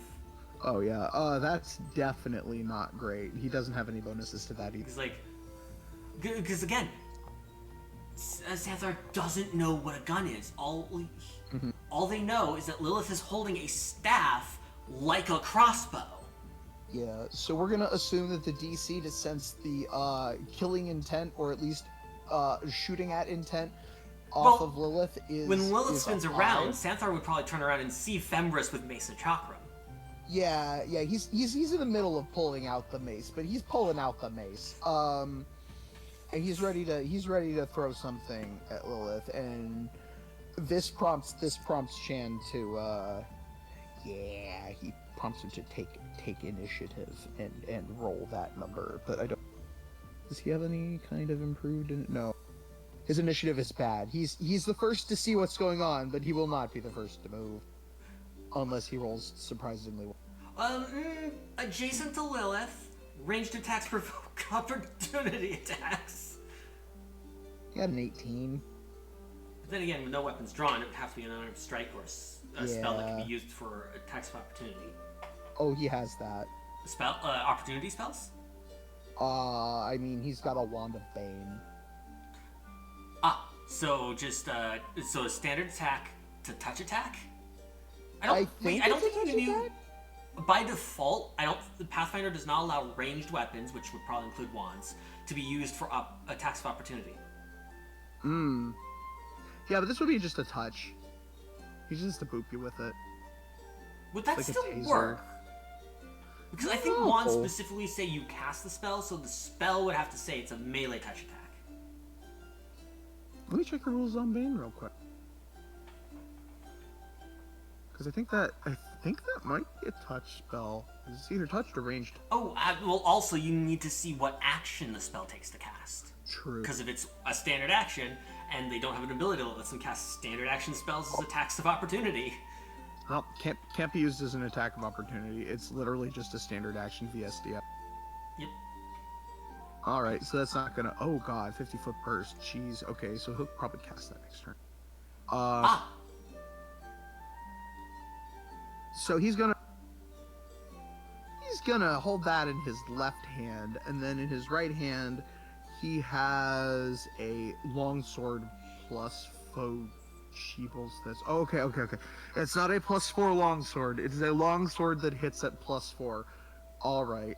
What do you mean hits at? Monster blocks for 3.5 tell you the weapon and then the attack bonus and then the damage bonus. It doesn't. Okay, +4 attack, but +0 damage. Yes. Plus 1 damage. It's D8 +1 from the longsword because he's got a decent strength score. All right. Okay, so they aren't surprised because they made the perception check, but they are still flat-footed until they act. Correct? Correct. Okay. And we need to roll initiative for everybody. Because that is a dex check. Wait, I think there's a button for. I know what. There we go. Create encounter. Cool. 18 on initiative. What? Oh, those are old turns. Dang. Wait, old turns from what? From Randas by Tower and Mind? And Mind? Yeah, that was an old holdover from the. So you still had QTE in the roster. Oh, hey Aquamum. Hello. Yeah, we're having a good time. We just rolled initiative. Oh, nope, that was. How do I get it back to 1? Sorry about all the noises. Looks like you did get it back to 1. Yep. Add placeholder combatant. So yeah, Lilith's being ushered into the temple under the false pretense of her being an inspector, making sure everything's up to code. Sees the glowy orb that is probably the reason the worshippers are catatonic. and immediately pulls out a gun. Yep. So yeah, everyone rolls Rubber bullets. initiative. It's the rubber bullets again. The armor-piercing rubber bullets on a different character. Yep. All right, let's see how this goes. But yeah, So, Lillith I need Nytrim. to- I believe when you ran a campaign, I tried to use Lilith.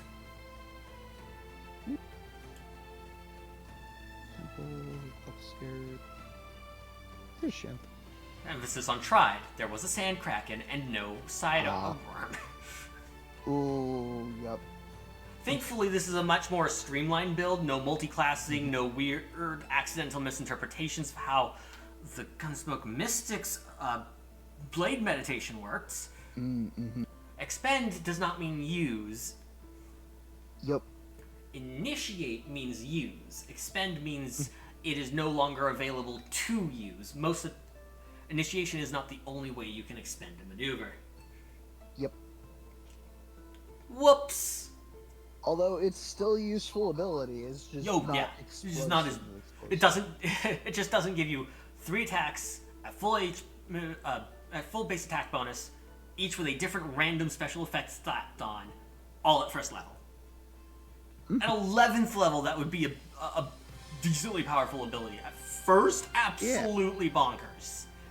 So that's going to be a... Yeah, absolutely. So for... I'm setting the initiatives. So for you, that's going to... How do I... Update participant. Here we go. On... How do I... It's not reroll. Double click? Not... Oh, okay, I can set the number. Check over 13. Do you have any bonuses to your initiative besides your dex? I don't think so. I didn't... Oh, wait. I might. Let's see. Because I'm not seeing one of the anything. racial... I don't remember if I took the racial trait that grants a bonus to... Let's see. Oh, it says you +5 for initiative, so that's all from your dex. Yeah, that's all from Dex. I'm trying to see if... Let's see. Okay. Feats, agile maneuvers, fast focus, sound shot, sage's focus. Nope. Well, Second not- level feat. No feats at second level. Third, improved initiative. Okay, so that is another Oh. +4. Okay. So that's a So- 24. Yep. Uh, Minus the... Oh, this is Oh, minus... hold on. That is this affects, like, your 26 bonuses. because quick reactions from her species. Okay, +6. Dex +6, so that's +11 onto the 6. Wait. So I think that's gonna be... What did you actually roll? You got a 13, which got bumped up to an 18, but got bumped up Yeah. more. 24. Yeah, 24 in total because +11. Okay. 5 from Dex, 4 from improved initiative, and oh yeah, this is the same music I was using when you were playing with Peanut. Yeah. So wait, this is so it's a +4 and then another +2. Yeah, +4 from improved initiative, and then Wait a minute. Oh no, quick reactions gives improved initiative, so it's only 22. Oh, okay. Okay. So it's 15 +5, and then so that's.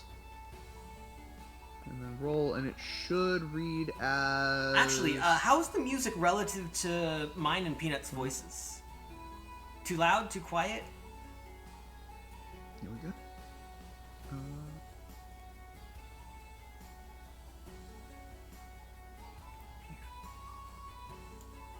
Where's Because the- weapon focus, firearms at 3rd level, and then improved initiative was from quick reactions. Wait, I'm trying to scroll up in the wrong place. And then 4th level, her dex bumps up to 21. Her dex and wisdom bumped up to 21, so no bonus to the... so no increase to the ability modifiers quite yet. That'll be at 8th level. Yeah. And then Fember's got a 30 freaking 9. That doesn't seem right. Oh, that's his health. Okay, that makes a lot more. Okay, thank you for letting me know. Oh, it's good to know that I at least got something right. But yeah, nice balanced music. Things have been going actually pretty well. Well, we've been having a lot of stuff, mostly with Foundry not working right. Yeah, but it's been coming along. No echo from me. Good. Yeah. And that's while I'm using desktop audio instead of separate Discord and browser audio. So, I don't think I'm doing anything different. I tried, and had Peanut being really quiet. So I switched back, and I guess it's fine. I'm not entirely sure what. At least nothing went wrong. I was tempted to say I don't know what went wrong, but no, it's not going wrong. So that needs to be 8, and then it has the. And we roll it. Okay, so it should come out. Yeah, it should come out 7, not 6. There we go. All right. All right, and then I need to roll for. Actually, All the guards. Wait a all the minute. guards. Are the 2 guards at the door are the ones that talked about the firearm? No, that was the guys outside on the roof, the archers. They So can these are see, melee. because Lillith has already gotten to the T6 by the time they made the Yeah, check. then I guess that was these guys. Okay. So yeah, They know what's about to happen. Well, one knows what's about to happen. The other has been told kind of what's gonna happen. Yeah, as soon as they see that, they don't bother rolling. Nope, they're not part of this fight. They're noping out. They're not part of this fight. They promptly see Lilith point what they know is a problem at them and immediately open the doors for the guy and let him out. The doors are open, and then they say and follow the guy out as well. Yep, and they're like, "You should probably go." Yeah, let's leave. And they all leave because they know better. They'll clear the rest of the people. So it's just 1 on 2. Come on, me and you.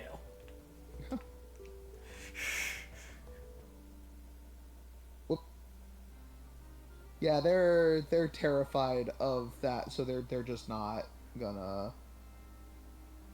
Where's remove participant? That's what it is. So it's just 1 on 2 with these 2 chuckleheads. And Shanthar needs but yes. Also that might need to be 2 to where 1. I call it for tonight before we actually start. Yeah, but 2 to 1. Lilith is outnumbered to 2 to 1. That's not really a fair fight to the other 2. Yeah.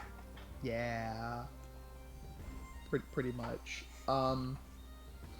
This should be interesting because we get to see exactly what kind of many d6 damage output we can get. Because that should be really cool. Yeah. Right. Next time. Do you want to Combat. Library Mezzofit. Right. I actually just realized what time it was, and I might need to go eat dinner now. Well, we only just. Well, this combat might be over really quick. Possible, you know. Let's go one round and see what happens. Yeah, let's do the first round and see how it goes. I have an urge to see how this shakes out. I need Shan to roll an initiative. Where does it say what is? Oh right, he's on like the first page of this. He has 23 and he's got a -1 initiative. And then Fembris also has a -1.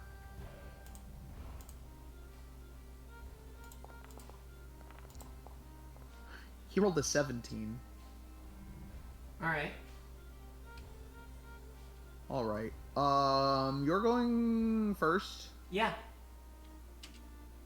And then he's going second, and he's going late. Oof. Alright. So what do you do? Lilith. Well, it's a reaction to talk. So, might be coaxed into not shooting up the place if you mind telling me exactly what's actually going on here. They are extremely reluctant to talk. They... Alright, your choice! Pulls the trigger. Okay, here we go. Make the roll. That is, and because of her barrage sphere, that lets her attack twice as a single standard action. Oh my. With a -2 penalty, though she took another feat that reduces it to -1. But that is to each attack. Mm-hmm. So, And that's at D20. And that's at Fembris? Yes. Alright. Plus... Oh, wait, no. Oh, right, no. Is still flat-footed because they haven't taken their turn yet. And this is point blank, so... Hold on, let me look up the exact number. It's not gonna matter, but let me look up the exact number. Plus 12. Okay. Oh.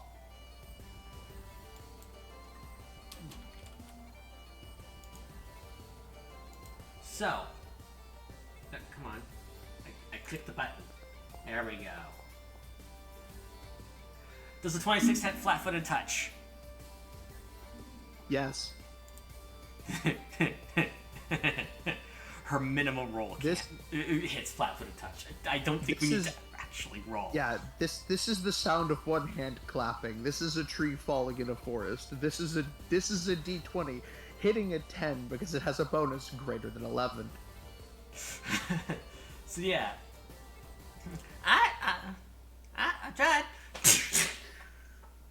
And double taps the man. Oh my. How many D6s are we looking at here? Let's Oh right, do damage. That's 2d8. What? Oh, not a d4. How do I probably just delete it. Oh, just the for now. I want to know if you can one shot this guy. Whoops. 1, 2, 1, 2, 3, 4, 5, 6. 1, 2, 3, 4, 5, 6, 7, 8. 2d8 plus 66 plus 8. So that's 36 and 16. Yes. 52. Non-lethal. He is God. She is gone. And without looking, she points the rifle over her shoulder at its Shanthar. How And about does it you? again? You mind telling me what's going on here? Wait, was that both attacks or one of her two? That was both. That was the damage for both attacks. Important question. How much of that was the first hit? Damage reduction. I rolled it all as a single roll, so. Okay, so it's D8. So it's all fives across the board for the sixes. So 15 and 6. Okay, it did take both hits to take him down, but dang. Oh. So if only Just one landed, barely. it wouldn't have worked. All right, but yeah, double taps Fembris, and then without looking behind her, points the rifle over her shoulder at Shanthar. How about you? You mind telling me what's going on here? I should note that when I say just barely, I mean he has a constitution of 14, so that's he's got 12 negative Massive HP. Yeah, he were not. If you had not been using mercy, that man would. Hello? You're That man cutting would out. be Okay, you're getting Robati. damage threshold. So, could you start from the top again? If Hold up. You're not... I can't hear you. damage threshold. I did not hear a word you said. If you had not used mercy bullets, you would have passed his massive damage threshold. You beat his Okay. constitution score in extra damage past 0 health. Which would... Insta. That's save. not even the massive damage threshold. That's just getting to the point where they die just from pure damage. Uh-huh. Yeah. Uh-huh. Lillith isn't a pacifist. She's just not a murderer. Mm-hmm. Yep. And after seeing Fembris get double tapped with nothing but a unconsciousness and a giant welt on their forehead to show for it, and then getting staring down the barrel of this boomstick with the glowing cerulean rifling, Shenthar was just asked the question. Let's see if he's smart enough to answer correctly. The answer is probably not. Well, correctly and honestly are not one and the same. Let's see. Shanthar, every word out of his mouth is a lie. It explicitly says that almost everything he says is a falsehood. He is a consummate liar, and he is also a massive goofus who's absolutely going to try to weasel his way out of this one. This is likely a mistake. Okay, so talking is a free action, so after they say what they want to say, it's their turn. He says, violence isn't necessary. We can sort this out. We can talk. You can come into the back room and we can discuss things. You could not shoot my fellow priest of Mystra and endanger your safety, as the temple guards will likely come to take you if that continues. And you mean the guys who turned tail right as I pulled this thing on them? He says they will call for reinforcements. The city will be coming shortly, and the king. The city sent me. Dragon... Wait, what? What did? The city are the ones who sent me here. Oh. I am the backup. He looks at Fembris, sees that he's breathing, looks at the thing you're holding, and does something colossally stupid. He makes a melee roll with his longsword, so that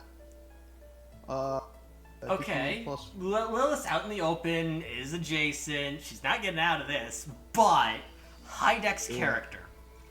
Yeah. Oh, I never did this. I can't remember if I decided what the armor veil. Well, she's got shaped That's is. a 6. It total? Total. Oh no, it's a 10 total. Okay, natural 6. Yeah. Yeah, that won't. If it was flat-footed touch, that would work. But it's not. No. The sword goes tank. No. Her Not dex. Not even. Her dex is God, enough. Her dex is enough that his sword goes whoosh. Yeah.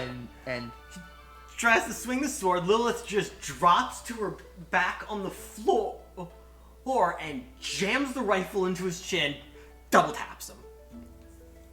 because you are next. So yes, that is a valid maneuver. Yes, roll for hit. No. Roll for damage. Oh right, yes. We can just skip to the fun part. Well, Actually, okay, it's no. perception versus This stealth is against here. touch, not flat-footed touch. Yeah. So they still get their armor Yeah. bonus, which is because if it's His 0, touch which is 9 and his flat-footed is 19. Oh god. wait, what's his touch?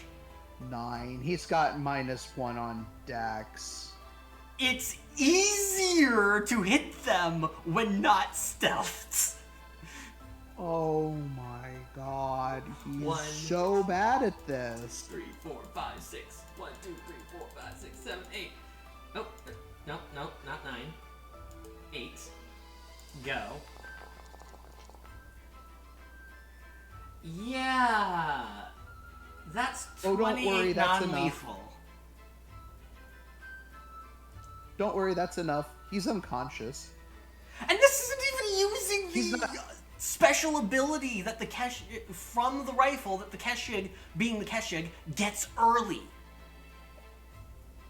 So he had, for reference purposes, 23 hit points. He's not as thrown against the wall as Fembris was, but he's not awake anymore. He has little duckies circling his head right now, and he's wishing he was elsewhere. Yeah.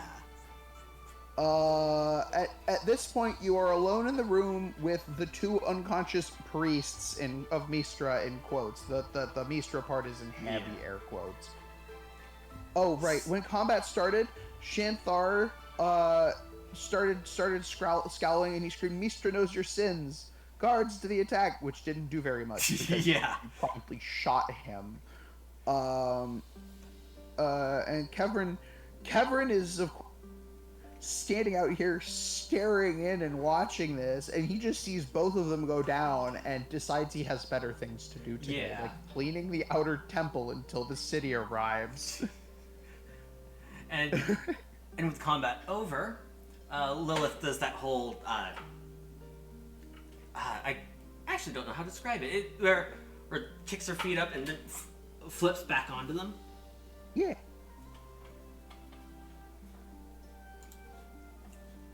And with that, can explore the temple in peace. Yup. Yes. God. I mean, technically, as all of this happens, the two other guards, who are a lot less likely to turn tail and run, come around the pillars. No, the dark guards. Okay, so she's still flat on her back. Yup. And now there are two more enemies adding, which I need to figure if I actually have actors for them. Or if I duplicate these two temple guards.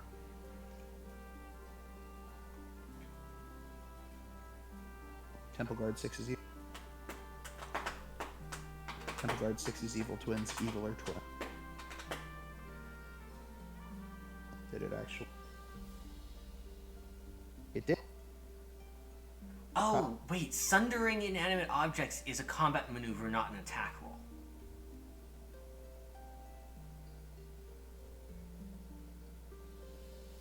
So... Oh, wow. This is broken. Oh, what is? Duplicate tokens? My ability to rename. You should leave them as Temple Guard. It should be fine. Yeah. Alright. I'll have to deal with some very broken things later, but not right. But yeah, they come around. And these guys are bigger, beefier, and gray. Like, very Goliath? weirdly not human anymore looking gray. Right, we're dealing with shadow magic here. Yep. Lilith doesn't know that. Nope.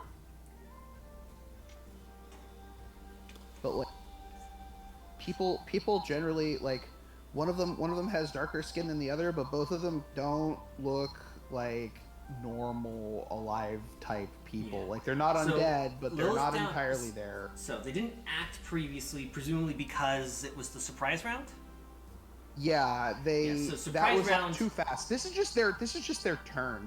I'm gonna say they rolled low enough that this is their turn. Well, they also weren't paying attention to what was going on until they heard the gunshots. Correct. So well, they heard the yelling, but that was enough to prompt them to initiative roll. But now they're like involved. Yeah, because otherwise they would have moved in before Lilith, Shanthar got. Well, no, after Shanthar, but before Lilith got the second pop off.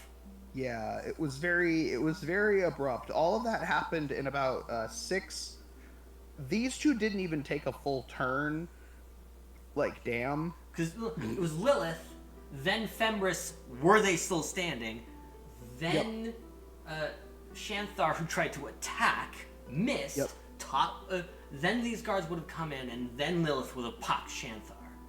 Ah, yeah. Is what I was getting at, and how that happened. Yeah. So either way, the guards are here, and it's a problem. Yep. And so they're going to. Where's the Dark Guards section down here? Start with Fembris. Dealt with in a good single solid hit. 4 Temple Guards, all of which have run away. 2 shadow guards. 7.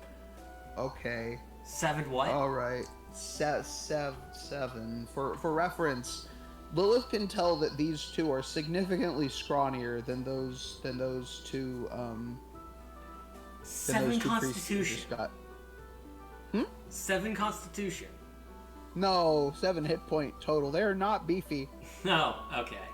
They are not interested in experiencing what just happened to those 2 priests. Wait a minute. D8, 3d6, that's 4 plus 4. Her minimum damage in a single attack is 8. She can, as a single standard action, pop both of them. Oh. Wait, she gets D8 plus 1d8. 66? So... Oh, you know what? 2 of those d6s didn't happen. Didn't happen on Xanthar. She hasn't taken her action to move. Oh.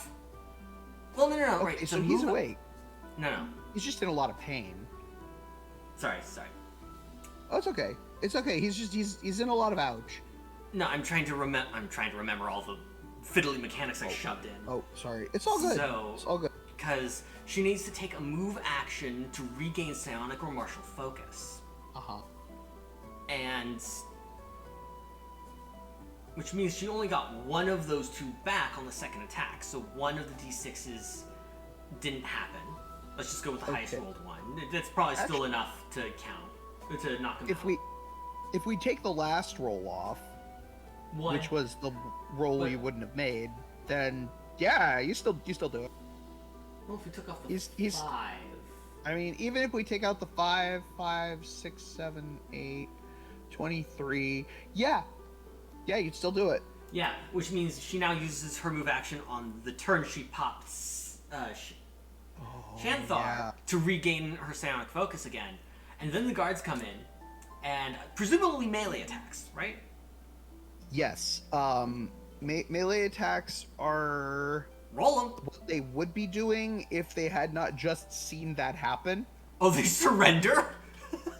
They're not likely to surrender right off the bat, but they come in, they see that happen, and they're just like, where'd it go? Did I closed it like a good. I'm returning to leave. It has a quote from them. Oh. They look at you and they say, "We passed through the Shadowgate and didn't find Mystra at the end." And then they turn and they just kind of walk out the door. The way Like, they came, they're or just- past Lilith? Okay, Past Lilith. So they surrender. Yeah, they're just like, we're leaving. This is not our day. Yeah. Probably be a bit more interesting if it was actually Cylea as part of a party of 4. Yeah. Because then you get all this cool earthbending. Ooh, fun.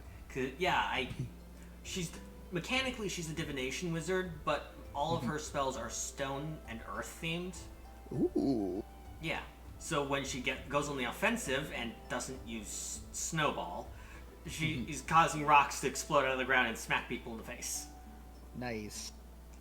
Or taking the stone medallion off of her neck, flattening out into a discus, and chucking it. Nice. Yeah. Aquamum also knows about Cylea because she was the one who preceded Lilith in the same campaign. And then bit it, which was the inspiration for the opening backstory in this campaign. What's with the D20 under I Lilith? bumped the button and it ended a turn, and I'm not sure what happened. I think I I we may can have. just click end encounter. Oh, Yeah. that's end turn. Oh. End encounter. There we go. End encounter. End this Nice. encounter and empty the turn tracker. Yes. I have to distribute experience. All that goes.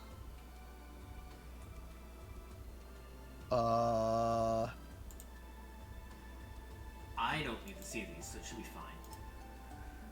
Okay.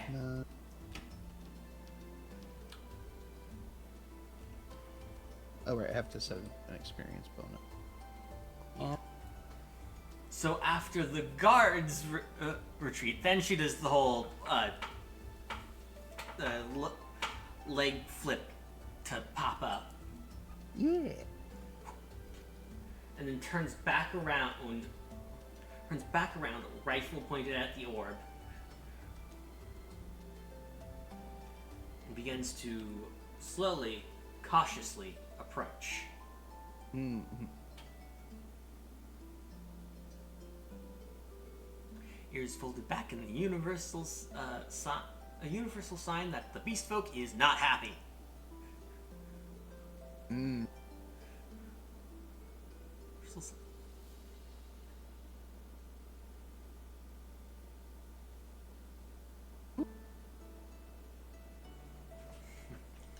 Yeah, one's got a giant welt on their forehead. The other's got ducks spinning around them. Both passed out.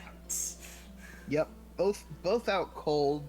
Neither is necessarily going to be giving any information right now. All of the guards are leaving. This place is kind of falling apart.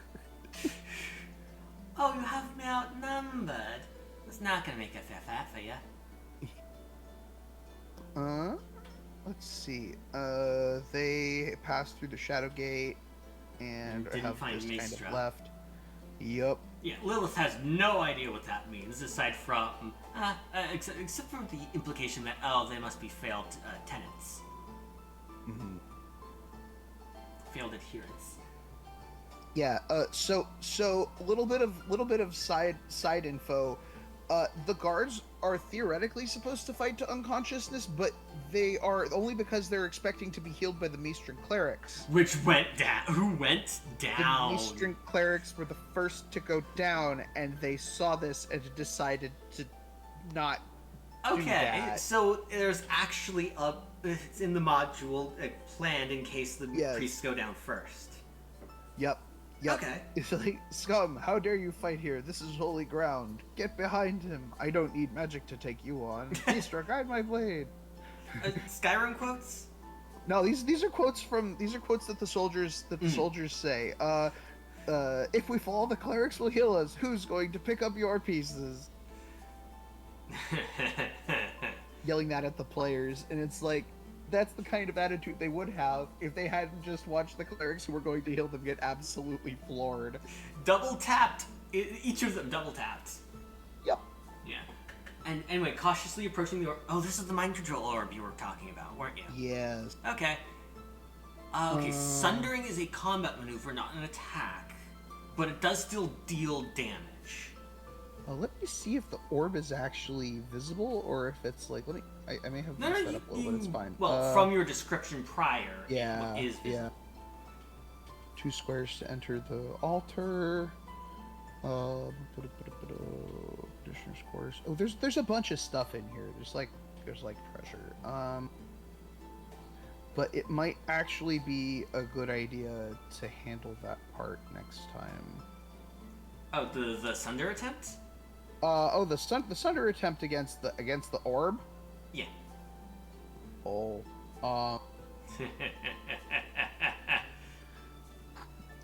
Let me go find the orb. 5 pounds.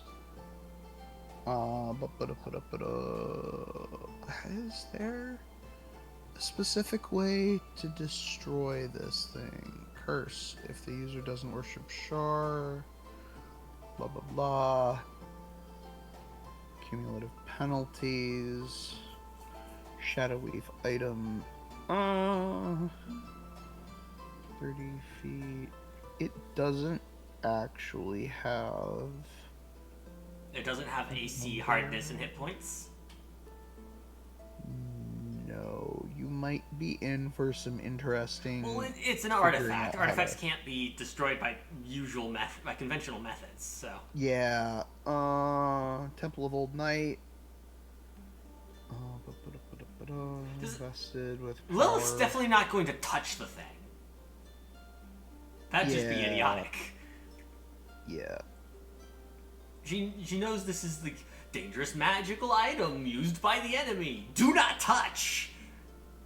Yeah, Aura moderate DC 19. You need to make a use magic Standard. device or spellcraft check to sense that, right? Right. And those are both Secondary effect. trained only, so no. Yeah. So there's nobody holding it. There's nobody using it. And it's not just reacting kinda to Lilith's mere presence. Correct.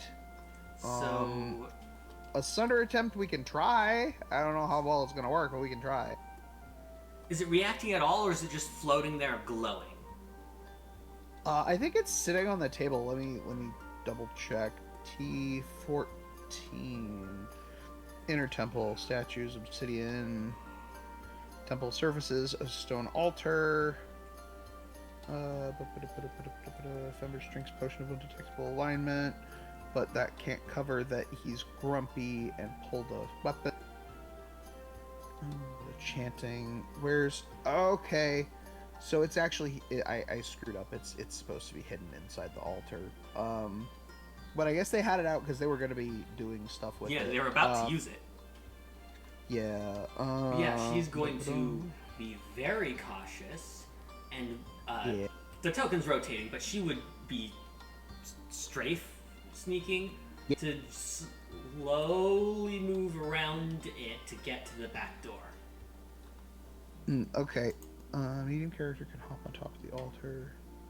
Oh, that's the tacticals for it. What is that area there? Is that the illuminated zone? Okay, that's the illuminated zone. And she will actually close the door behind her, so she doesn't have to worry about that. The one down into the T15 and beyond. Yep, and this looks like a good place to cut it. Oh, yeah, that's a really good. Excellent. And let me find someone to raid. Wee Ray. Silent Hill, Silksong, Darkwood, Mech Warrior 5. Yay. Okay, so the streamer who's currently playing that is an accountant IRL. So yeah, of course they would be attracted to to Spreadsheets, the video game. Battletech. Wow, that's a lot of charts. Oh, Light Up the Town, Yu-Gi-Oh! Master Duel, Earthbound. One of them's playing Musume.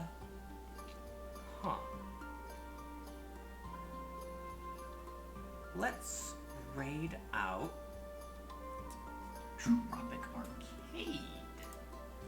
They are playing Light Up the Town because they're doing a whole Christmas theme to their streams this month. Nice. Yeah. And they are 18 plus, but they're safe for work 18 plus, so they'll be cursing, but nothing raunchy. Okay. Tropic, but you have been warned. Arcade. All right. Wee.